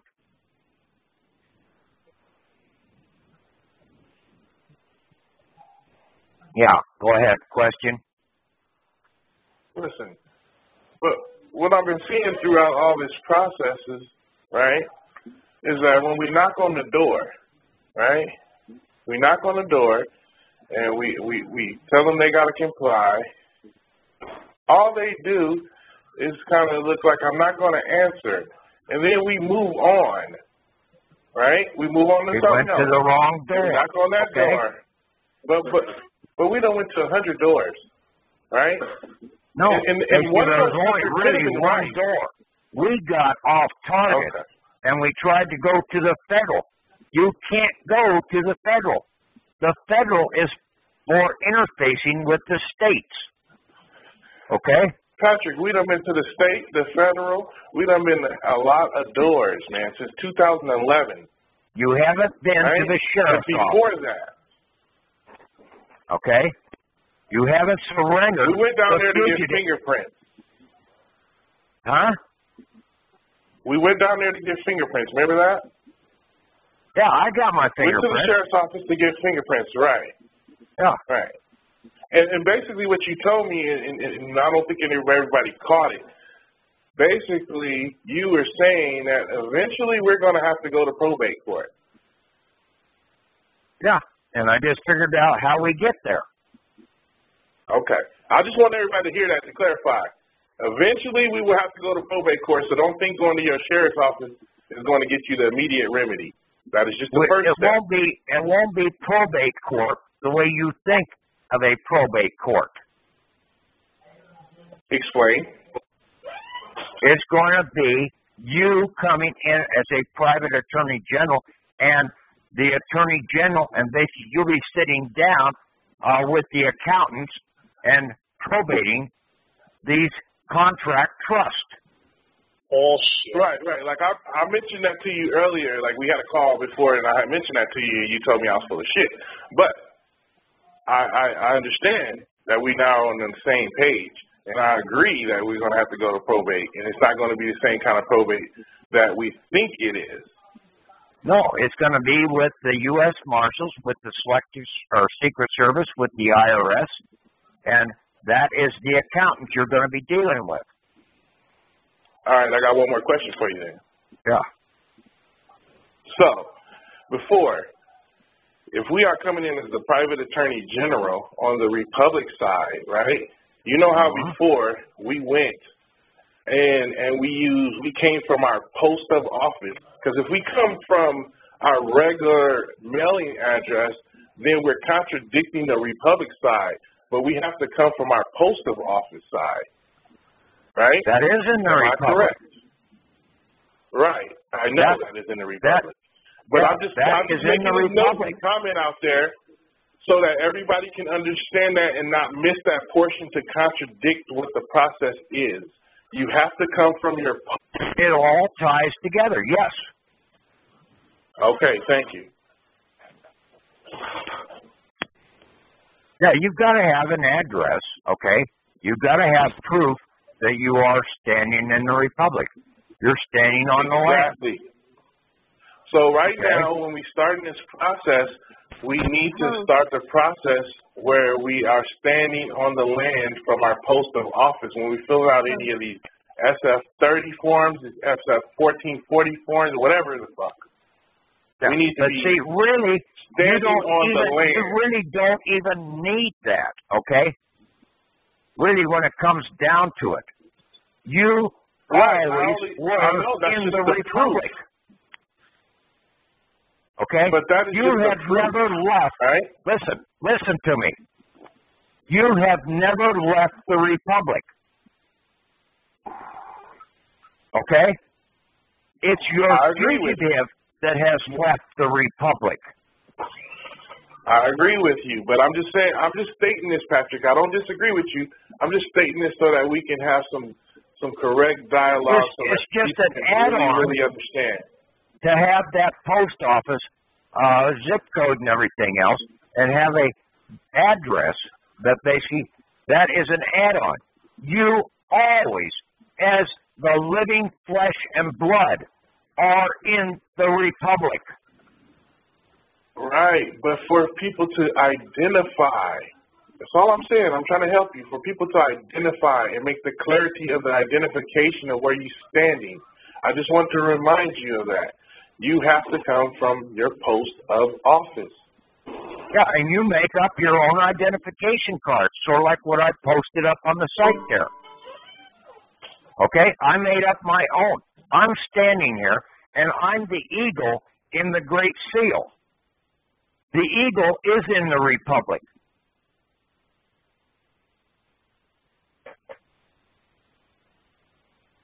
When I mentioned that in basically bankruptcy court, when they thought that I was threatening the judge, they stopped dead in their tracks.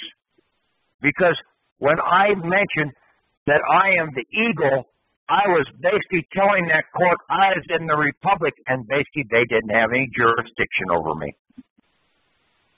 Right, the same thing. Like when I mentioned I'm coming from my post of office, they stopped dead in their tracks.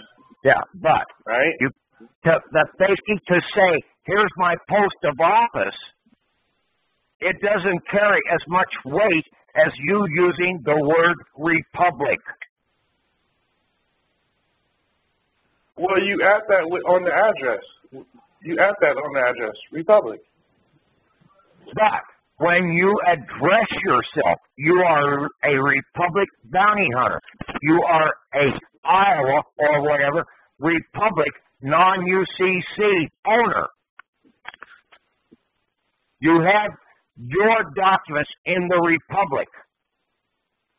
You don't say my Iowa post office, right? I don't know how you get it, but yeah, if you say right. But all I'm saying to you is, Patrick, if you're using your regular address, which most people don't understand, the IRS sends out to the same address. The regular address is the fictional person, right? Well, but that's not the new the regular person has to have a location. He is falsely using your address, claiming that he's in the Republic, but he's not. Does that address belong to the Republic or does it belong to non-Republic? It belongs to the land. May I just And the land is the republic. May I suggest not to use the word address when you're referring to a living man and where they are receiving some type of mailing or correspondence, because address, one for legal, a place of business, or a residence, again, legal takes you back into statutory, takes you back into... An owner has to have a legal address, a lawful address. A what does? An owner has to have an address too. A person, a legal entity, an No, individual. see, you're mixing and matching. You don't know. You stand totally as I'm an Iowan, okay? I'm an Iowan. I'm a Iowa Republic citizen. I am not a commercial state of Iowa or United States commercial person. And see, they have tried to get everybody under the misnomer out here about falsely using the name. You use Republic out here, and basically they can't override that. So I'm just asking on a piece of mail, how do you identify that you're in the Republic or not? That's all I'm doing. Just make it simple. Are they going to send you to jail over a piece of fucking mail? We ain't talking about jail, Patrick, goddammit. We're talking about how would you identify it. About a piece of paper. But if it passes through the postal system, the legal postal system, thank you. You would like to most likely have it differentiated by not having a zip. If you have a zip, put it in brackets or put it in quotes. No, you don't. If you're trying to be you do not understand what the zip code is, and that is total bullshit. Okay? The zip code was only there to help the mailman get the mail through the system a little faster. It is now a district and territory. No, it is not. According to their rules, going through their system, it is. So we just want to clarify and make the difference. Just a suggestion. You put Iowa Republic. Okay? That's your address. Okay, that's all you had to say. That's all you had to say. That's all we want to know. And then basically, but you could also do it by doing the 13-digit number. IA, your 9-digit zip code, and US. Now it's a 13-digit number. 13 digits is in the Republic.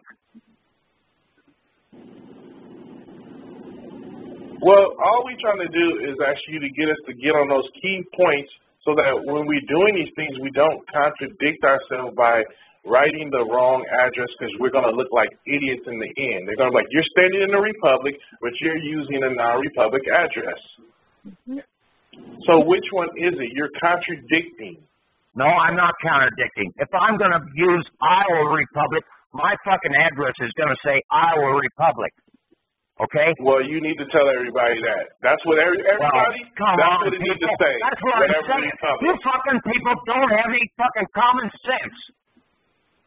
No, we're making sure that we got our own common sense. When I tried to address that we're in the Iowa Republic or the California Republic. Yes, you did address that. I think he's just trying to clarify. Subject closed. Drop it.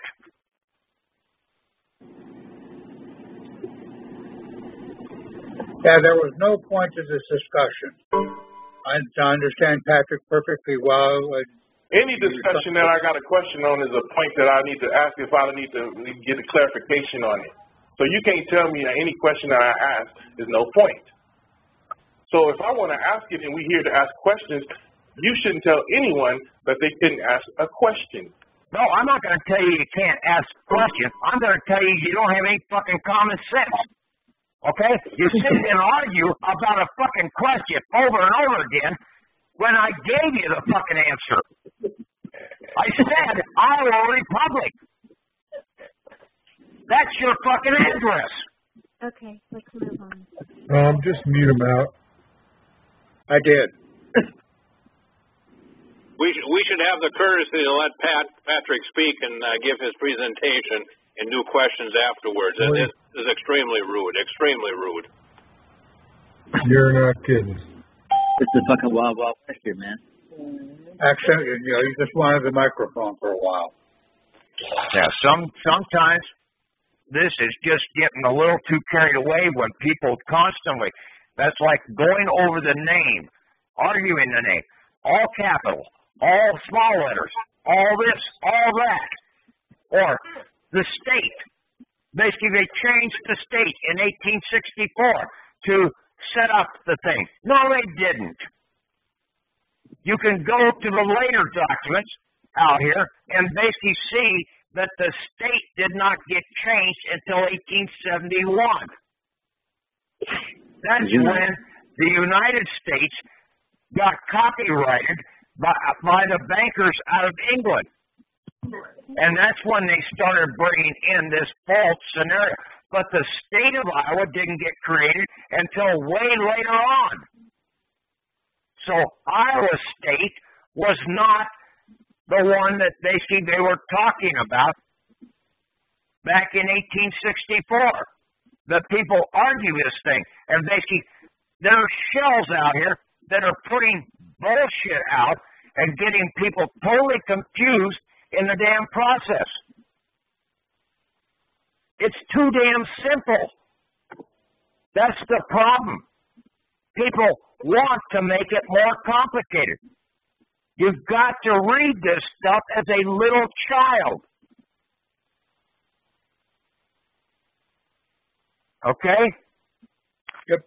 And a little child, a 5-year-old, could figure out this shit a lot faster than most of you people could.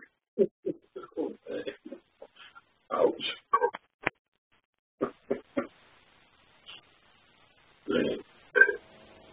Yeah, Patrick? Yeah. Yes, I came into some information. I don't know if anybody noticed, but I know you mentioned something about the federal building and the district courts. I know the federal building, I pulled up federal building, the office, the finance office, and it popped up GSA. The GSA office is actually in the federal building. Oh, okay. Yeah, that was one of the other offices. I couldn't remember them all, but I went to, but I had just about every office there. The only one I didn't go was into immigration department, and like I said, the Secret Service guy wasn't there. But see, really the finance office is the Secret Service. Oh, the Secret, okay. Yeah, see, basically, what is the full deal? And I knew this before. I just wanted to go through everything there, because the Secret Service is basically over the enterprise financial management system. Okay? What would be the finance office? The enterprise financial management system. And see, that's why when we submit these in, the Secret Service, they know under the enterprise financial management system, they have every account out there. And why are there Secret Service officers in each state capital? It ain't there to protect the president. That's a bullshit title.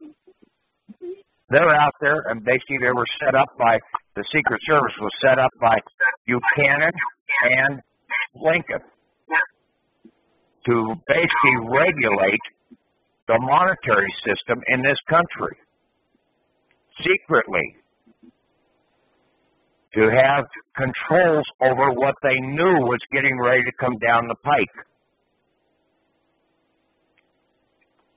And they tried to pass laws to protect the people, that the people couldn't see that the laws are there to protect us, because they didn't understand the laws, just like they don't understand the Constitution.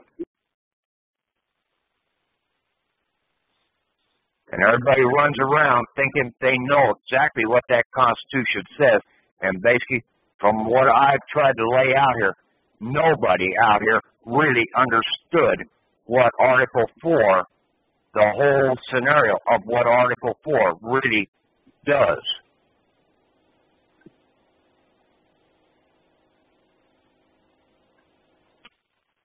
The Expatriation Act just added to Section 2 of Article 4. The 14th Amendment added to, gave additional clarification to Section 2 of the Article 4. The first 10 amendments, they all added to the clarification in the first 7 words in the Constitution, stating that we the people are the United States. But it broke it out a little more in detail.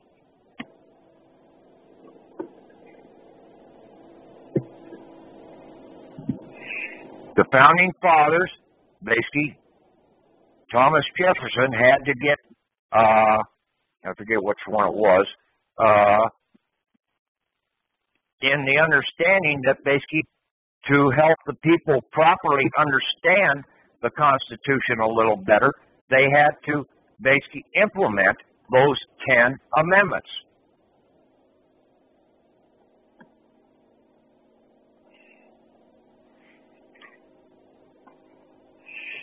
I think it was James Madison's the one he had to get convinced of that.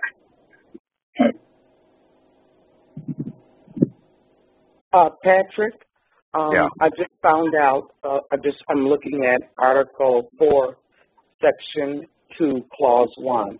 This is something else. Let me read this to people so that they'll get a better understanding of what you're saying.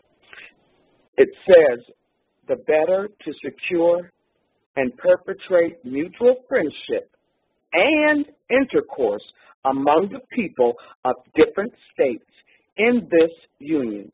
The free inhabitants of each of these states, paupers, vagabonds, and fugitives from justice shall be entitled to all privileges, immunities of free citizens in the several states.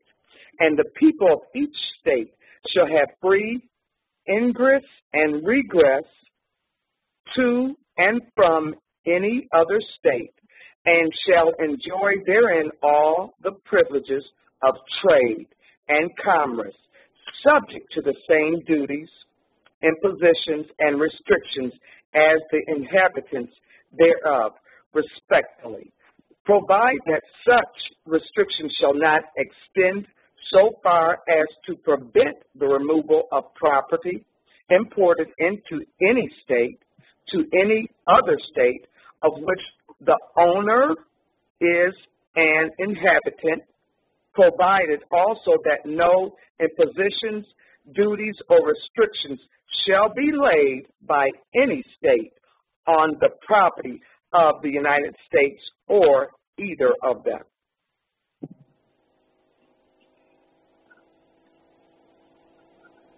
Yeah, and see, you got to read and understand when it has United States in there, it's referring to the people. Okay? Yes. The people have to give the consent in the process. And see, all this stuff about eminent domain. Yes. Okay?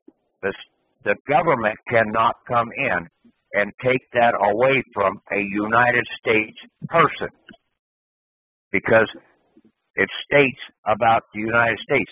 You have to be able to give just compensation in the set-off.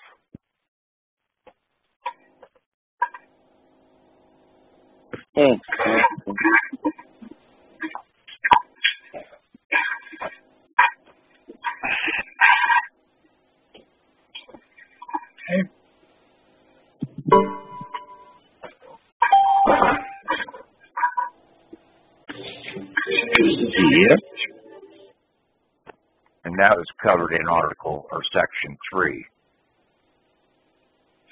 Other property belonging to the United States.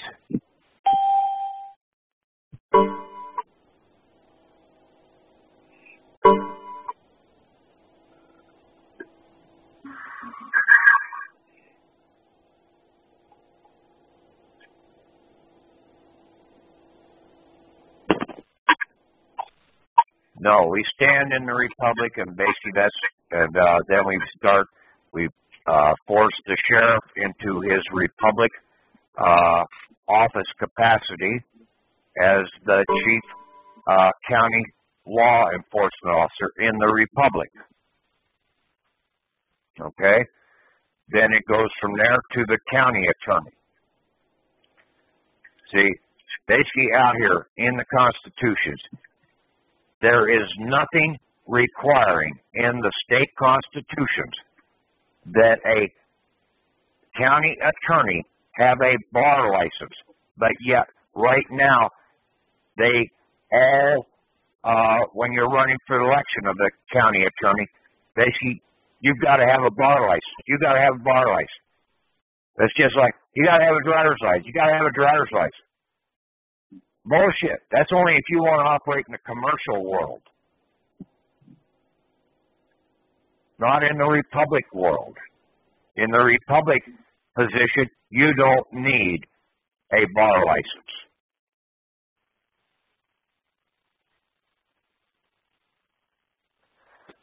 But see, most people aren't running in the Republic positions. You have to force them into those positions. They have to vacate that other one, or else they are openly admitting that they are a fraud.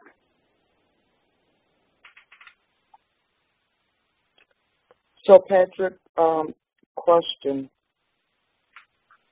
How would a person be considered a private attorney general? Every male is classified as a private attorney general. Okay, thank you. So a female cannot be a private attorney general, correct? They should not be, okay? But if they are the sole heir, sort of like the daughters that lost their husbands in war and their fathers were dead, then basically it reverted to them to be the executor or the executrix over the estate. Now, if they come in that capacity, okay, operating under the estate of a man, then they can basically be a private attorney general in that capacity. So you got to look at the different scenarios, okay? Yes. And it's documented in the Bible. Correct. And if you can reference those sections in the Bible, you've got them dead in the water. Okay. Because, see, the Constitution was really founded upon the just system in the Bible, not the unjust. Yes. So, Patrick, my father's still alive. He's 90 years old.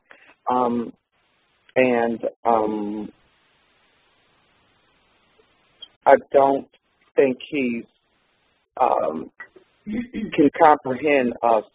How would I go about that?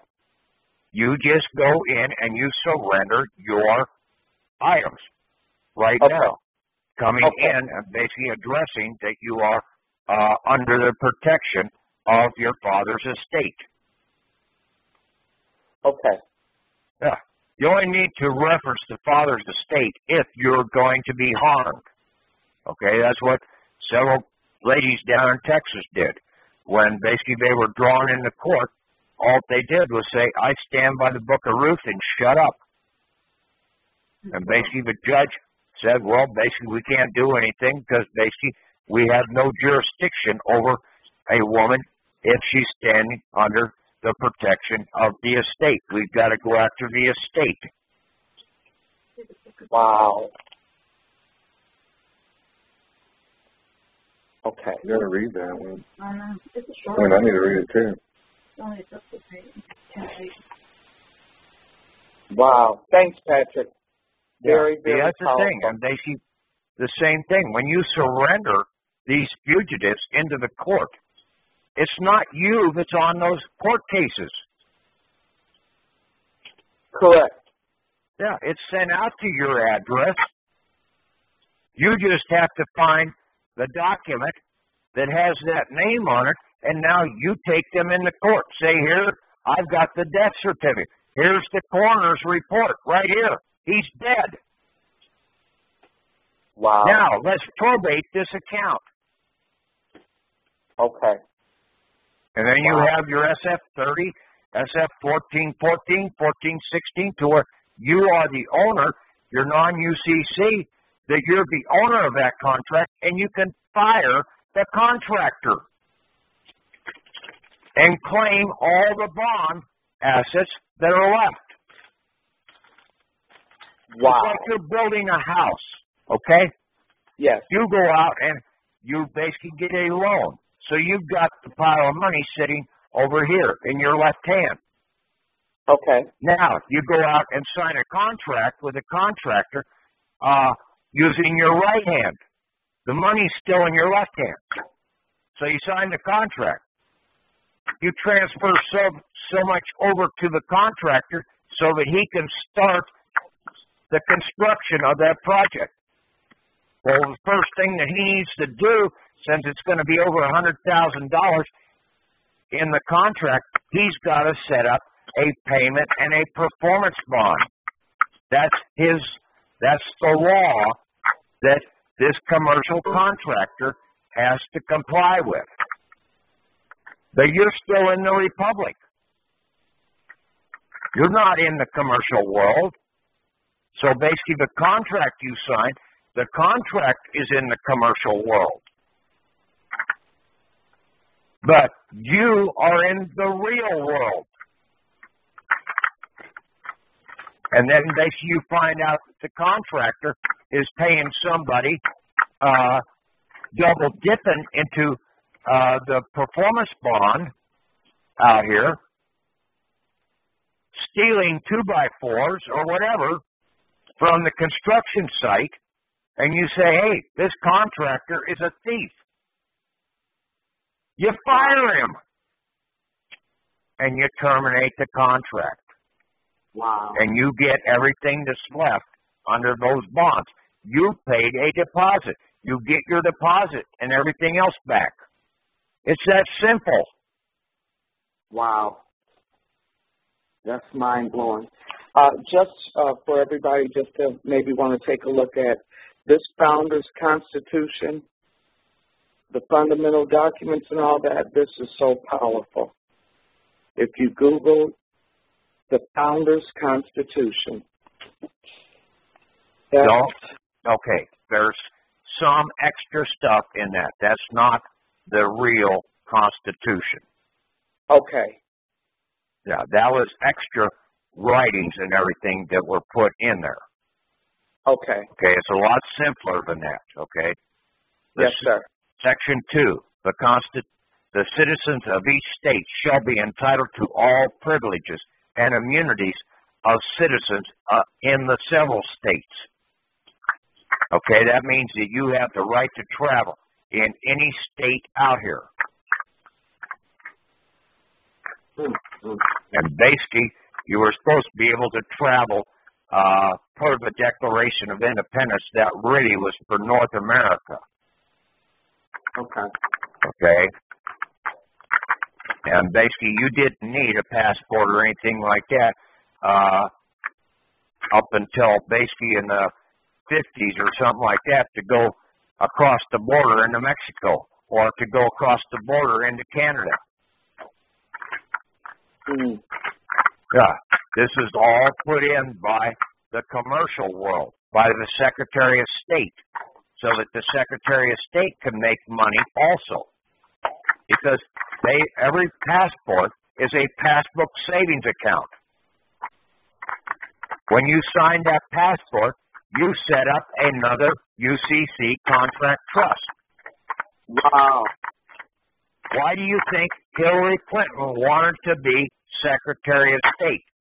The one thing that they haven't looked at is how much money she ripped off from each one of the passports. And it should be in the neighborhood of $100,000 apiece. But you know, folks get killed if they mess with the Clintons.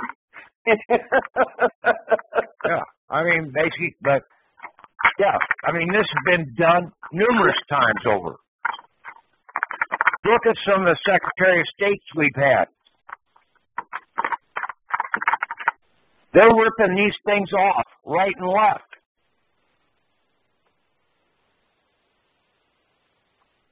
Mm-hmm.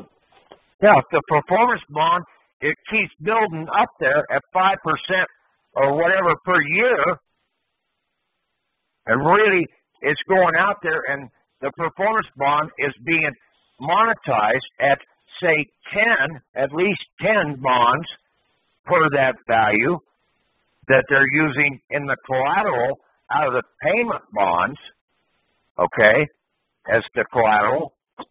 And then they have a bond out there for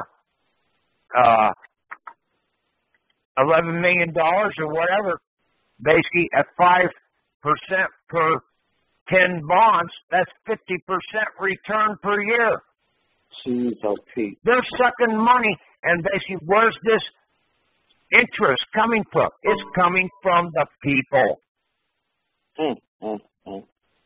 buying the bonds. The foreign governments and everything else.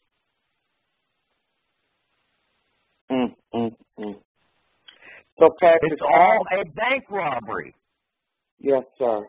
I'm getting it. So, Patrick, I have a court date coming up in a few days. This is what I did. Hopefully I did it right. If not, tell me what I should have done. I sent them a letter. I sent them the 30, 16, 14, and 14 and 18. And I put the case number on them and told them to,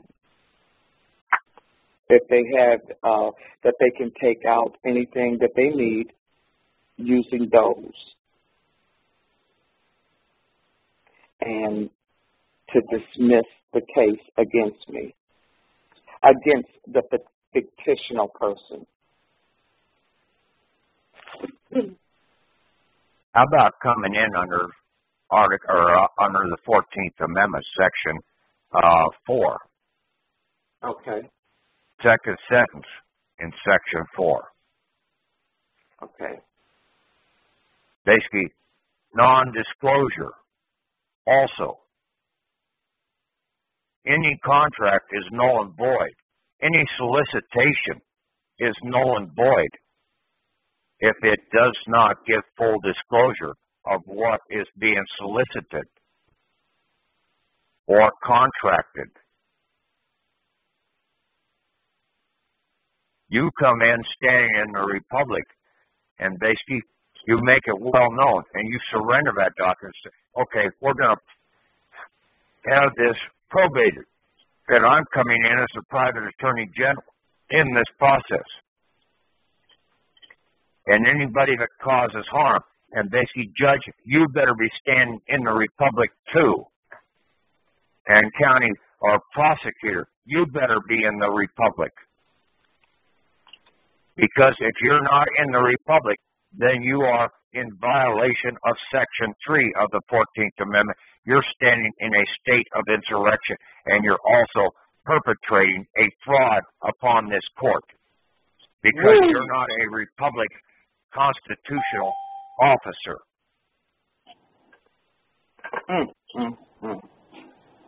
Yeah. Practice this.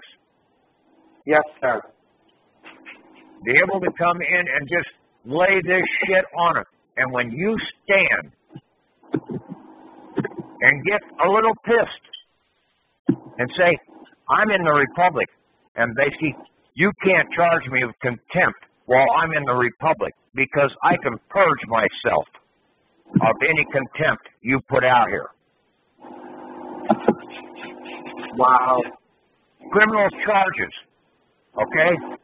Per the Constitution, a criminal charge into a court action has to be brought by a grand jury. Okay? Yes.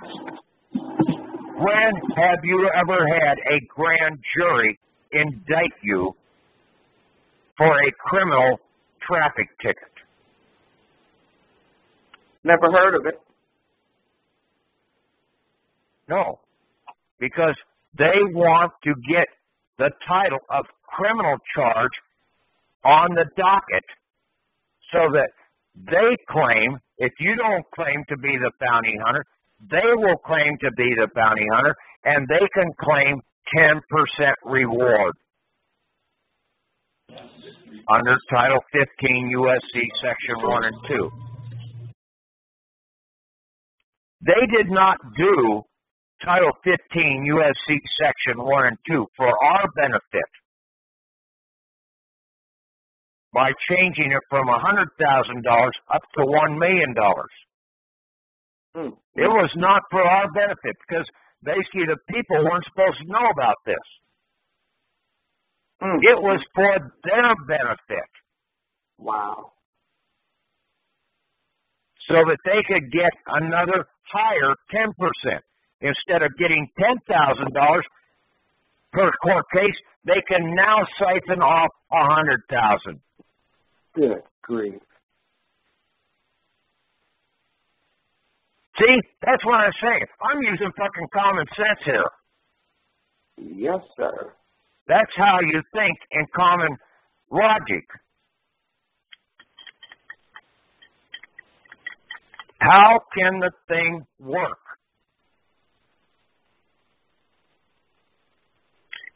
And then, sort of like in the movie Payday. Yeah. Okay? The guy had to tear the computer apart and then reconstruct it. And he tried to make it better. But he first had to find out how it was functioning. Then he could turn around and make it better.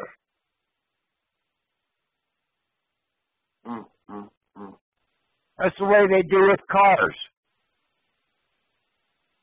They build it this year. Well, basically, after it's been run for several times, they say, hey, we overlooked this item here. This could have made it a hell of a lot better. Wow. Thanks, Patrick, for everything. Thank you. Thank you again. Appreciate you so much. Okay. Anybody else have any questions? Yeah, I do. And so is it the same thing with the bounty hunter? Every man is a bounty hunter on the private side? On the right. When you read, basically, the second section of Article 4. Okay? Yeah. What does it say? Okay?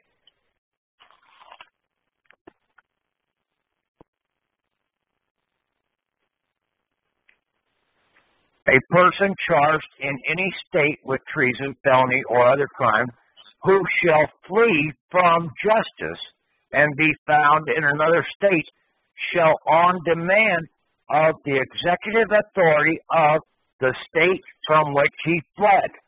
You're in the Republic state, and you have executive authority per the Supreme Court ruling of 1872 as an executive bounty hunter.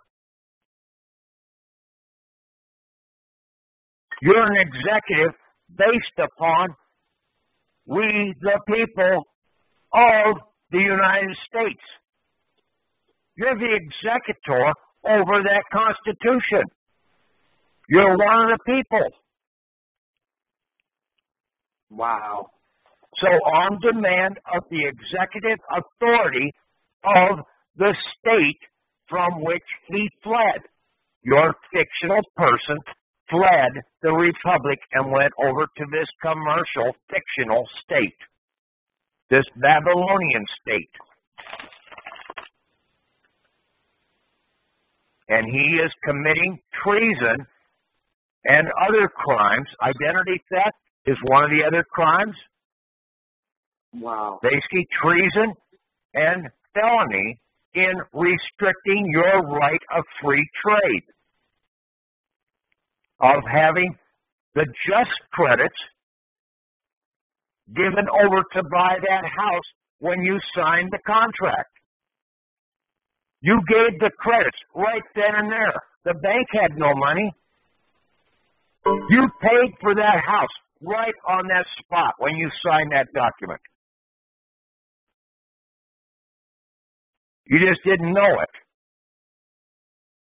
But you had the authority under H.R. 192 to transfer the credits from the Treasury to buy that house because that was part of your inheritance. Wow. Yeah, I tried to read that and understand it back, not recently I haven't, but what's the real part in that HJR 192 that is the focus on? Well, it goes back to Section 1 of Article 4. Full faith and credit shall be given in each state to the public acts. Well, when you signed that mortgage contract or whatever, that was a public act.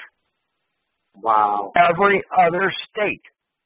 And the Congress may, by general laws, prescribe the manner in which such acts, records, or proceedings shall be proved and the effect thereof. Wow.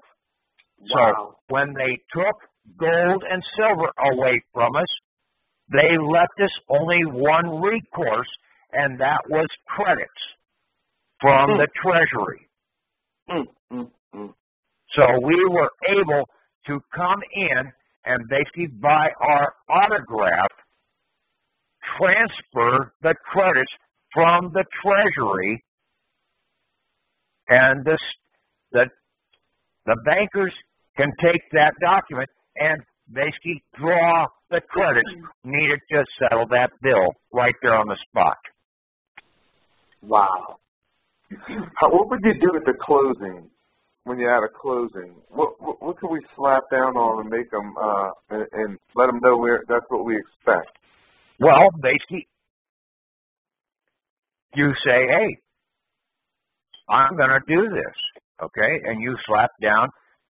Basically, if they turn around and file and put your name over on the other side of the contract, now in most cases they're going to try and deny that, okay, just sort of like they did when I bought my car. They tried to say when it was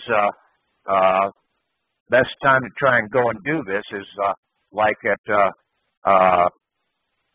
Friday afternoon, okay, when you go in to buy a car, because basically the county treasurer and basically the recorder's office are normally going to be closed by the time you get up there. So you say, okay, I'll turn around and I'll take this up, that I'm going to take it up, and I will go up there, and basically like I put on the contract, if required by law. It ain't required by law. Right. Not in the Republic. As long as you don't get in the commercial transaction, and I've refused any warranties, and one of the first things you do in any car you ever buy is rip off the advertisement off of that vehicle. Yeah, right. Because and the cops will look for that. If you've got an advertisement for a commercial entity on that vehicle, you're dead in the water. Wow, did not know that. Yeah, because you're advertising, so you're for hire. Oh my Even God. though you ain't getting paid, right? They are claiming you are for hire. Yeah. See, it's simple things like that when you understand what's really going on. Right. I have a good friend that they own a car business, new car Lincoln dealership, and I want to go to him and say, look, dude, I want to get a vehicle. I want to do this way. You hold on to it until you get your money, you know, and then I want to go do that.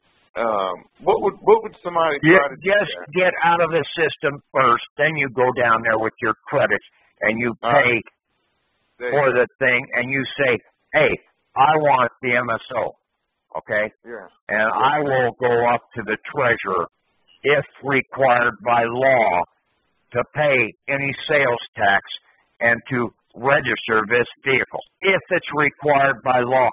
And basically, this is coming from the Republic side. And see, I bought my vehicle under my private bank's name and my individual banker's EIN number. So everything was in the private.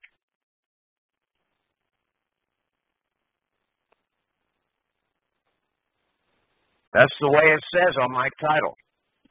Patrick Devine, Private Bank, E&T, is the owner of this vehicle, not me.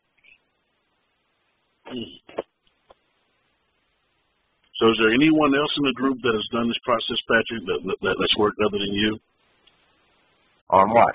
As far as getting the vehicle that way, that particular way? I don't think so. So Patrick, so we need to get, I need to apply for a EIN number as a private banker? I would, but basically you don't need it right away. Basically you can get this other thing going and basically get your fugitives out of the way. Yes, sir. Okay. Should have an estate EIN, should have the foreign grantor trust EIN, and then basically you should get that individual banker's EIN. And who is the individual banker working for? He's working for your private bank. Okay? You could put down just your initials and then say private bank, E&T, estate and trust. Okay? Yes. I'd go with E&T. I wouldn't put the damn word trust in there. Try and avoid that trust, because that really is the Babylonian system out here right now. Okay. So, Patrick, I do have my foreign, I do have the foreign number. That's okay. Okay. You got that. So that's it. Okay? Don't worry about this. That will come about later on. Okay? Okay. See, when you get set up and basically you get your assets out, go and watch some movies about legacy, okay? Foundation. And basically there's a movie out here last year or this year, something about legacy. Okay. Okay? The ultimate legacy or something like that. And basically then you start seeing these things about the foundation. And basically if you keep it in the private, basically then there is no taxes on this. You keep it in the Republic. This is a Republic foundation. But it's going to be controlled by my Republic, Patrick Devine, private bank. Ah, got it. Okay. Okay. And see, then we have our foreign grantor trust EIN to where the private bank can turn around and use that to draw from the de jure treasury if needed. And also with the estate EIN to draw from the Federal Reserve Bank for all of the entitlements that we have that are being held in the Federal Reserve Bank, like the 90% return on oil, all the oil that's drilled in this country, or all the gold that's in this country. See, there's a 90% holding that has to go into the Federal Reserve Bank because that belongs to we the people. What is below ground has to support what is above ground. And that's one of the oldest universal laws there is.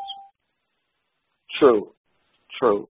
Patrick, let me tell you one thing. You know what? All this, once we really get the gist of this, we really do need to set up some foundations and legacies, because this is going to be way beyond our wildest dreams. This spring. So I would set them up. Okay. Yeah. Yeah. Start doing good. I mean, you're going to have more shit than you know what to do with, so start putting it out there in a charitable and an educational capacity. Okay. Get rid of it. Yes. Yes, sir. Okay. Hey, you said that a state EIN goes so you can talk with the Federal Reserve Bank. What was the Foreign Grantor Trust EIN? Why do you have that one? That goes to the National Treasury.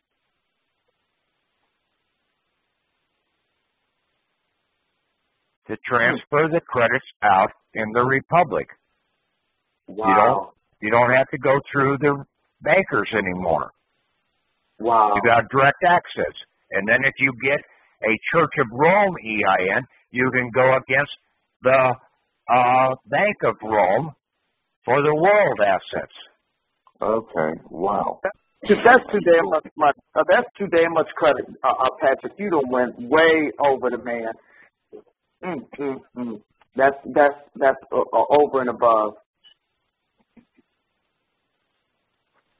Yeah, but it's all there. Our forefathers left it for us. Yes. It's all your inheritance. Why not claim it? Why not put it to use out here and stop fighting all these damn wars? Shut the bankers down. They're using it right now. All these war machines and the bankers, the Rothschilds and everybody else, the Hillary Clintons, the Bill Clintons, the Bushes, all these shitheads that are really out here harming everybody, telling everybody you can't smoke fucking pot, you can't have fucking guns, you can't do this, you can't do that. And then if you do, we're going to throw you in jail. I know. They're out of their fucking mind. Yeah. Control. Yeah. They're running drugs. They're bringing opium and everything else into this country. Shut it down. Yeah. The money. Give people something worth living for, and basically they will not turn to all the drugs or to the extramarital sexes and everything else going on. Yep, I agree. Yeah. I mean, basically, if your wife isn't hounding you constantly about something, and basically you come home and say, shit, I don't want to go home, because all I'm going to get is a nagging wife. Well, how come you didn't do that? How come you didn't do that? Well, basically, if you knock some of that stuff off and basically start enjoying life, you might be able to enjoy each other.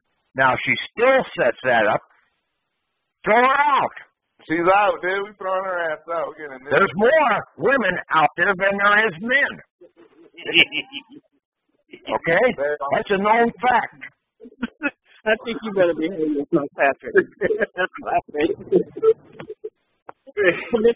Go ahead and talk. Go ahead. Oh, man. Mr. Divine. My wife's even laughing right now. Yeah, I take a lot of bad advice. Humor in this shit. Mr. Divine. Yeah. Hey, I have a friend that wanted me to ask you a question. He said that he's undocumented here, but he has a business, and he had to get an IT number. And he bought a house for cash money, but they're making him pay about $5,000 in taxes every year on his house, and his business They don't. He doesn't know how to do cancel the ITIN so he can transfer it to his 98, or so he can get paid through his business. Basically, you've got to turn around and sell that business over into a private enterprise. Okay, sir. Yeah. Okay. Private enterprise, there is no number. Okay? But okay. when you do this, you can't be operating in the commercial world. I see what you mean. Okay. Yeah. Now, on the taxes that he gets paid every year, all he needs to do is do a bill of credit and go up to the tax office. All he needs to do is basically turn around and take that in and modify the contract. Okay. Yeah. Okay. The performance bond and the SF 1414 and the SF30 modify the contract for that the surety is to pay this out of the performance bond. Okay. It's the And same then thing. send that back to the contractor and tell them they've got 3 days to sign that. Okay. Basically, I'm the same process as the other contracts of the Social Security, driver license, and all that, marriage certificate. Okay. Well, thank you so much, Mr. Patrick. Okay. I have a question. Yeah. Okay, so I had a friend of mine, right? He took a Social Security card, built a the constructive trust on it and everything like that, and pretty much he was getting money through the transmitting utility and whatnot. Credits from the Treasury turned over into cash, and he was doing everything correct. Like, he wasn't withdrawing it as cash in his hand. He just kept it there, and the withdrawals were coming from whatever he had to pay off and whatnot. But here's the thing: what they did was that they took sight into that account, and what the Social Security Administration did was they did a publication because they couldn't find him, right? So what they did was they did a publication, all right, and they renegotiated the contract back, therefore slamming his new agreement when he tried to amend his agreement with the Social Security Administration. They said, well, we're all in our power because that's our employee, And so, I sat there and I was like, good. Okay, these fuckers are going to do that. Well, look, I'm going to vaporize them right now. So when the unit came down and they were like, yeah, we renegotiated the contract and whatnot, I said, absolutely not. You hit the wrong party. And what I did was I took my trust indenture, put that on the table, and took it to federal court. And then what they said was that, well, check this out. If you were going to renegotiate the contract, you guys had to do it a different way because you guys handled it in the public, and the indenture that's on the table was a proper instrument because it had a choice of law on the indenture. So I was able to slam that negotiation of contract and get them for breach. And at that point, what they tried to do was they tried to come in as counter plaintiffs because they hit us when I sent the summons. They hit us pretty much with the counterclaim that's a United States employee, but it didn't say it like that. It was colorable, and so what they were saying was that we had first jurisdiction on it because when he was 18 he didn't turn it over in those 13 days. So they try to get us for piracy of the high seas, us, because we took it from the United States and it was their employee. And so, the magistrate knew better, but he was trying to help them. And so what I was able to do was I was able to do a case audit, and every order or injunctive relief or anything like that, that's money. Those are credits right there. So what I was trying to get to was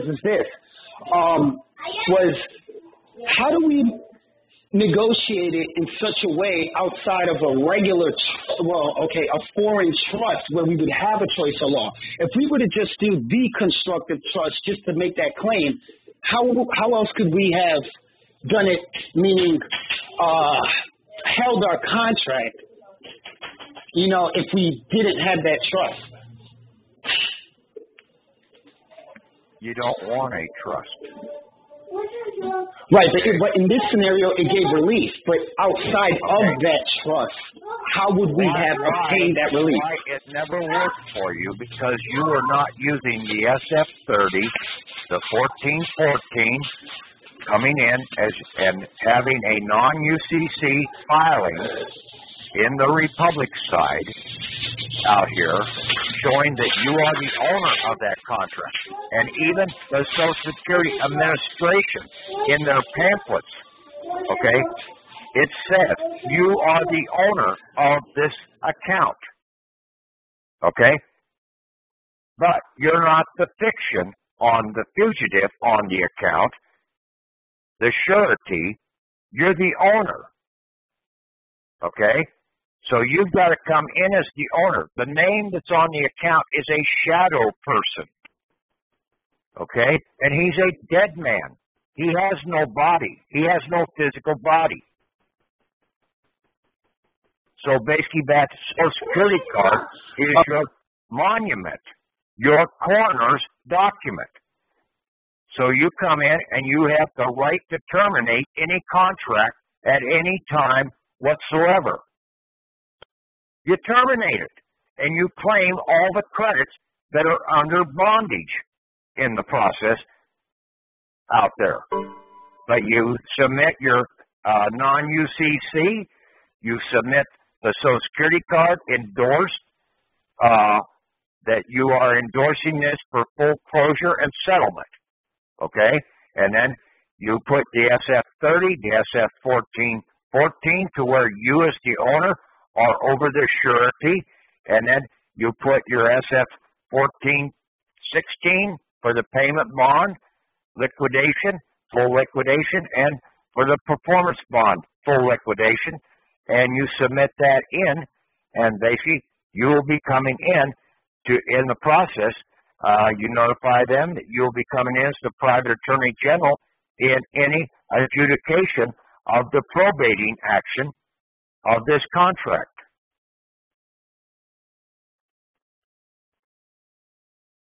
Got that?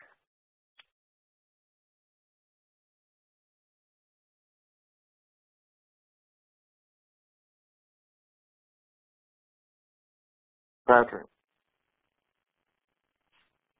Hello? Yes.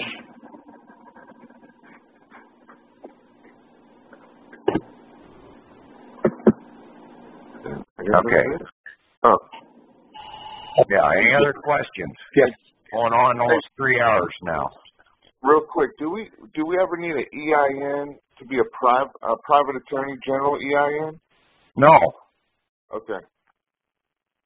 In the Republic, really, we do not need any EINs, okay? That's just for the money, so we could transfer money and yeah, we're just using we'll use the 98 as a transfer, okay? As a transfer agent in the Republic, okay? And the same thing with our estate. That is going in as a Republic estate transfer. See, it doesn't say trust, okay? And basically they're the only reason why the foreign grantor trust is there is because when we draw the assets out of the national treasury, it has to be converted into the Babylonian monetary monopoly money. Right. Okay? That's the only thing that would make any sense. Why they have foreign grantor trust in there is because it's really getting converted into the Babylonian money system. You're drawing out so many credits out of there, and then it's being basically converted over so that basically you went in for $100,000. Well, basically you were really or 17, we'll say $17,000, and basically it was really 1,000 silver dollars that you were drawing out of the treasury.